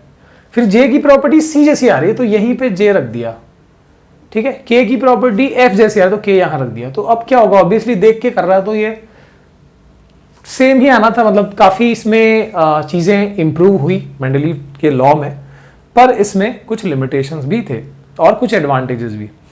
तो यहां पर एक चीज और समझ लो कि जो ये ऐसे वाले जो कॉलम्स है, वर्टिकल कॉलम्स, ये पहला ये दूसरा, इन कॉलम्स को क्या नाम दिया, वर्टिकल कॉलम्स को ग्रुप्स कहा गया, मेंडलीव ने कहा। और ये जो हॉरिजॉन्टल रोज हैं इनको नाम दिया पीरियड्स। सो vertical columns, VCG मतलब vertical columns were known as groups and horizontal rows were known as periods। ये बात ध्यान रखो। And moving ahead, merits and demerits, advantage Mendeleev का क्या है? He corrected atomic mass of certain elements। Atomic mass कुछ elements का correct किया। For example, बेरिलियम का atomic mass correct किया from 14.9 to 9.01, ठीक है। मतलब तब तक उस एलिमेंट का एटॉमिक मास गलत अज्यूम किया जा रहा था, मेंडलीव ने उसको करेक्ट किया। दूसरा है कि ही प्रेडिक्टेड अबाउट एम्प्टी ब्लॉक्स। कुछ ब्लॉक्स के बारे में उन्होंने प्रेडिक्ट किया कि भाई ये जो ब्लॉक्स है इनमें वो एलिमेंट्स आएंगे जिनकी प्रॉपर्टीज इनकी जैसी मैच करेगी। और ऐसे 3 एलिमेंट्स का उन्होंने प्रेडिक्शन बहुत जबरदस्त सटीक किया था कि उनको नाम दिया था एका बोरॉन, एका एल्यूमिनियम और एका सिलिकॉन। आगे जाके वो एलिमेंट्स डिस्कवर हुए as scandium, gallium and germanium, और उनकी प्रॉपर्टीज बिल्कुल जो प्रेडिक्ट किया था मेंडलीव ने वैसा ही आया। एका बोरॉन नाम क्यों दिया, क्योंकि बोरॉन की स्लॉट में खाली जगह थी, तो एका बोरॉन, बोरॉन के स्लॉट का, तो प्रॉपर्टीज बोरॉन जैसी है ना। स्कैंडियम, गैलियम की प्रॉपर्टी एका बोरॉन और क्या था, एका एल्यूमिनियम, तो गैलियम की प्रॉपर्टी एल्यूमिनियम जैसी। एका सिलिकॉन का प्रॉपर्टी, एका सिलिकॉन में कौन है, जर्मेनियम आया, तो जर्मेनियम की प्रॉपर्टी सिलिकॉन जैसी, ठीक है। And let discovery of noble gases. Noble gases जो उस वक्त तक डिस्कवर नहीं हुए थे, आगे डिस्कवर हुए, और उनकी प्रॉपर्टी मतलब उनको प्लेस किया जा सकता था मेंडलीव की टेबल में एक सेपरेट स्लॉट बना के, मतलब इससे इनका एग्जैक्ट टेबल भी डिस्टर्ब नहीं हो रहा था, जो कि एक अचीवमेंट माना जाएगा। और डीमेरिट्स क्या है, no fix position of hydrogen, जो मॉडर्न टेबल भी है, हाइड्रोजन की पोजीशन सही नहीं थी। आइसोटोप्स, अब इन्होंने भी क्या बोला था, एलिमेंट्स को एटॉमिक मास की इंक्रीजिंग ऑर्डर में प्लेस करना है, तो अगर मान लो कि यहाँ हाइड्रोजन रखा जाएगा तो हाइड्रोजन के भी तो 3 आइसोटोप्स है ना, प्रोशियम जिसका मास 1 है, ड्यूटेरियम का मास 2 है, ट्रीशियम का मास 3 है, तो ऐसे करके तो 3 पोजीशन एक एलिमेंट की 3 आइसोटोप हो गए मास के हिसाब से। तो ये भी एक गड़बड़ी थी, आइसोटोप की पोजीशन को प्रॉपरली सूटेबल तरीके से नहीं सेट कर पाए और कुछ मैनिपुलेशंस किए थे, यानी डिफरेंट प्रॉपर्टीज वाले एलिमेंट्स को सेम स्लॉट में रख दिया गया था और सेम प्रॉपर्टी वाले एलिमेंट्स को डिफरेंट स्लॉट में। ये जो ड्रॉबैक है ये न्यूलैंड वाले में भी था, ठीक है। और इसके अलावा कहीं पे उन्होंने ये भी किया था कि अपने टेबल को सेट करने के लिए ऐसे एलिमेंट जिनकी एटॉमिक मास हायर है उसको पहले प्लेस कर दिया था, ऐसे एलिमेंट जिनकी एटॉमिक मास लोअर है उसके, ठीक है। एंड फाइनली यहाँ पर आ गया मॉडर्न पीरियोडिक टेबल, जिसको मोज़ेली ने डिस्कवर किया 1913 में, और कह सकते हो आप मेंडलीव से थोड़ा सा चेंजेस किया और फिर टेबल तैयार हो गया। Properties of elements are periodic function of atomic number, mass को चेंज कर दिया, सबने मास लिया था, इसने नंबर लिया।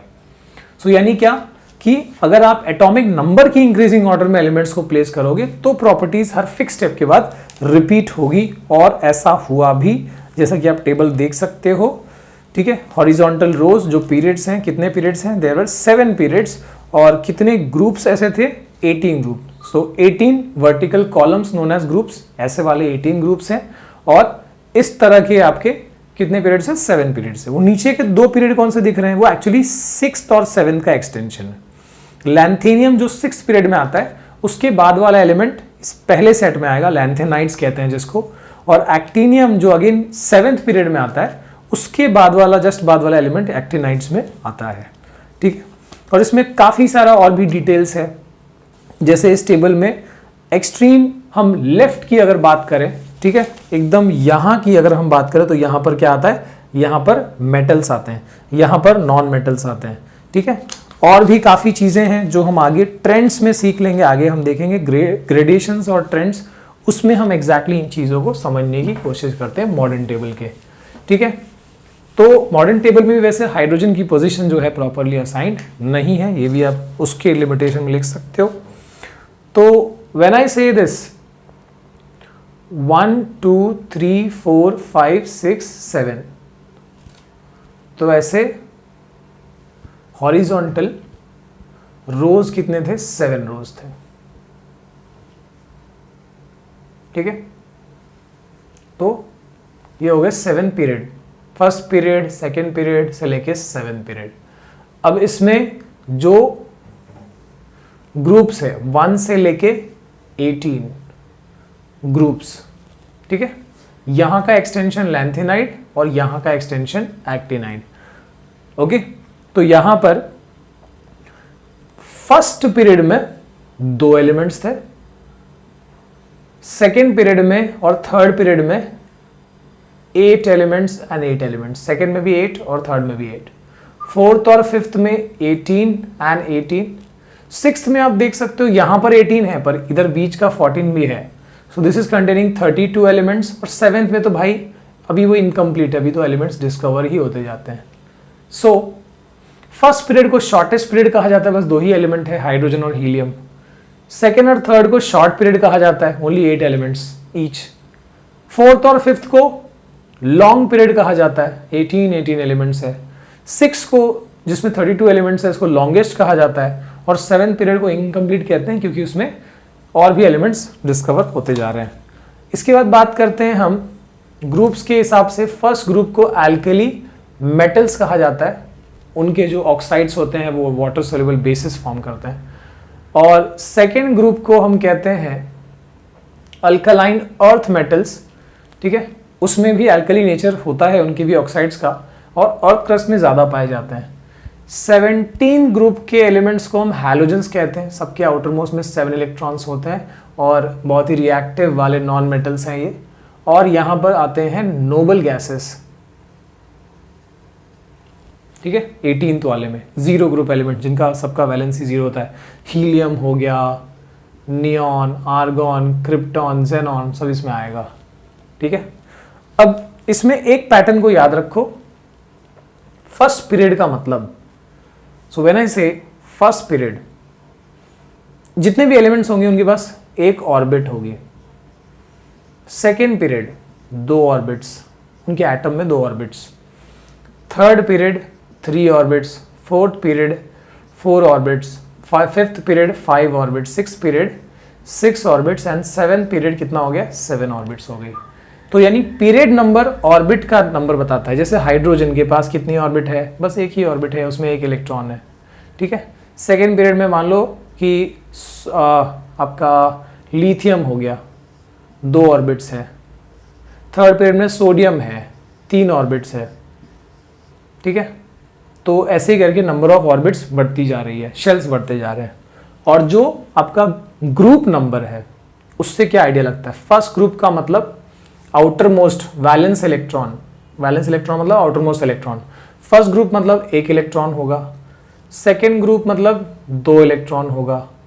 अब इसके बाद हमको सीधा नॉर्मल एलिमेंट्स पढ़ रहे हैं, तो सेकेंड के बाद सीधा 13 ग्रुप का मतलब 3 इलेक्ट्रॉन्स होगा। 14 ग्रुप का मतलब 4 इलेक्ट्रॉन्स होगा। बैलेंस आउटर मोस्ट में कितने इलेक्ट्रॉन्स होंगे वो बताया जा रहा है। ऐसे ही 18 ग्रुप का मतलब 8 इलेक्ट्रॉन्स होंगे एक्सेप्ट हीलियम, हीलियम में 2 इलेक्ट्रॉन्स होते हैं। तो ऐसे करके हमको ग्रुप नंबर से वैलेंस इलेक्ट्रॉन पता चलता है और पीरियड नंबर से नंबर ऑफ ऑर्बिट्स। तो इस हिसाब से आप valence electron, valency, atomic size, metallic, non metallic nature guess कर सकते हो। जैसे कि अगर हम बात करें, एक मैं एग्जाम्पल ड्रॉ कर लेता हूं। फर्स्ट ग्रुप में है, हाइड्रोजन को छोड़ दो आप, lithium, beryllium, lithium, sodium, potassium, rubidium, caesium, francium, है ना। हाइड्रोजन भी चलो ड्रॉ कर लेता हूं। तो इसके पास है 1 इलेक्ट्रॉन, 1 ऑर्बिट। लिथियम के पास 2 ऑर्बिट और आउटर मोस्ट में 1 इलेक्ट्रॉन, ठीक है। सोडियम के पास 3 ऑर्बिट्स और आउटर मोस्ट में 1 इलेक्ट्रॉन एंड सो ऑन, ठीक है। आप जैसे राइट में जाओगे, सोडियम के बाद है मैग्नीशियम, एल्यूमिनियम, सिलिकॉन, ठीक है, आगे जा रहे हैं। तो मैग्नीशियम में क्या हो रहा है, 3 ऑर्बिट्स है क्योंकि थर्ड पीरियड का ही है, आउटर मोस्ट में 2 इलेक्ट्रॉन। फिर एल्यूमिनियम में क्या है, उसके पास भी 3 ऑर्बिट्स है, आउटर मोस्ट में कितना, 3 इलेक्ट्रॉन। सिलिकॉन के पास भी 3 ऑर्बिट्स है, आउटर मोस्ट में 4 इलेक्ट्रॉन्स। तो इस तरीके से एक इलेक्ट्रॉन बढ़ता जा रहा है। अब आप देखो valence electron, top to bottom valence electron क्या रहता है, same, because this is also having 1, this is also having 1। तो यानी अगर ये फर्स्ट ग्रुप का है तो सबके पास 1 electron. Top to bottom valence electron same, outer most का number of electron. Left to right valence electron इधर 1 है, यहाँ 2 है, 3 है, 4 है, बढ़ता जा रहा है, ठीक है। Left to right valence electron increasing, top to bottom valence electron remains same, ठीक है। इसके बाद वैलेंसी, टॉप टू बॉटम देखो सबका पास अगर एक ही इलेक्ट्रॉन है आउटर मोस्ट में तो वैलेंसी भी 1 हो गई, यानी top to bottom valency also remains same. Left to right valency क्या हो रहा है, देखो अगर वैलेंस इलेक्ट्रॉन इसका 1 है, इसका 2 है, इसका 3, 4, फिर आगे 5, 6, 7, 8, तो व्हेन किसी एटम के आउटर मोस्ट में 1 इलेक्ट्रॉन तो 1 लूज करता है, so the valency becomes what, 1। ये क्या करेगा, 2 लूज करेगा, वैलेंसी 2, 3 लूज करेगा, वैलेंसी 3, 4 लूज करेगा, वैलेंसी 4, 5 इलेक्ट्रॉन आ गया तो फिर 3 गेन करने की टेंडेंसी आती है, वैलेंसी बिकम्स 3। ये 2 गेन करेगा 8 इलेक्ट्रॉन्स बनाने के लिए, valency is 2। This will gain 1 electron, valency is 1, और इसके पास ऑलरेडी ऑक्टेट है तो वैलेंसी विल बी 0। तो वैलेंसी क्या होती है, लेफ्ट टू राइट पहले बढ़ती है और फिर कम होती जाती है। टॉप टू बॉटम तो सेम है, ओके। एटॉमिक साइज देख सकते हो भाई, साइज बढ़ती जा रही है टॉप टू बॉटम, एक ऑर्बिट बढ़ता जा रहा है, शेल बढ़ता जा रहा है। लेफ्ट टू राइट क्या होता है ना, कि देखो इसके पास भी 3 ऑर्बिट है, इसके पास भी 3 ऑर्बिट है, इसके पास भी 3 ऑर्बिट है, यहाँ भी 3 ऑर्बिट्स है, ठीक है। तो अब क्या हो रहा है, देखो इसका न्यूक्लियर चार्ज है +11, एटॉमिक नंबर 11 है, प्रोटॉन्स 11 होंगे। मान लो इसका चार्ज है +12 प्रोटॉन्स है, यहाँ 13 है, यहाँ पर 14 है। तो यहाँ पर 11 प्रोटॉन्स को 3 ऑर्बिट्स होल्ड करनी है, यहाँ पर 12 प्रोटॉन्स को 3 ऑर्बिट्स होल्ड करनी है। यहाँ पर पावर बढ़ता जा रहा है, तो पावर बढ़ेगा तो क्या होएगा, साइज छोटी होगी, बिकॉज इलेक्ट्रॉन ज्यादा अच्छे से पकड़े जाएंगे वहां पे। So left to right size क्या होता है, डिक्रीज होता है। और nature metallic and non metallic nature, मतलब मेटालिक नेचर मतलब मेटल्स, मतलब इलेक्ट्रॉन लूजर्स या इलेक्ट्रॉन डोनर्स, और नॉन मेटल्स मतलब इलेक्ट्रॉन गेनर्स।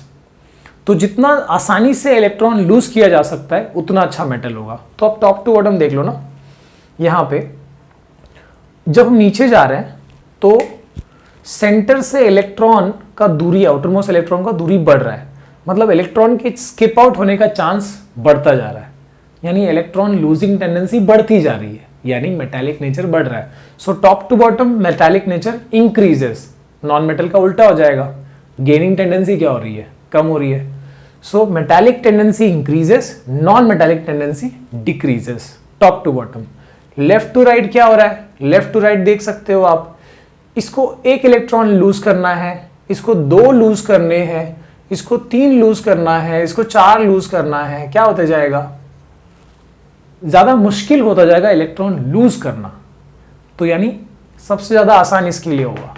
तो यानी लेफ्ट में बेस्ट मेटल, और फिर ये जैसे राइट में जा रहा है मेटालिक कम हो रहा है, नॉन मेटालिक बढ़ता जा रहा है।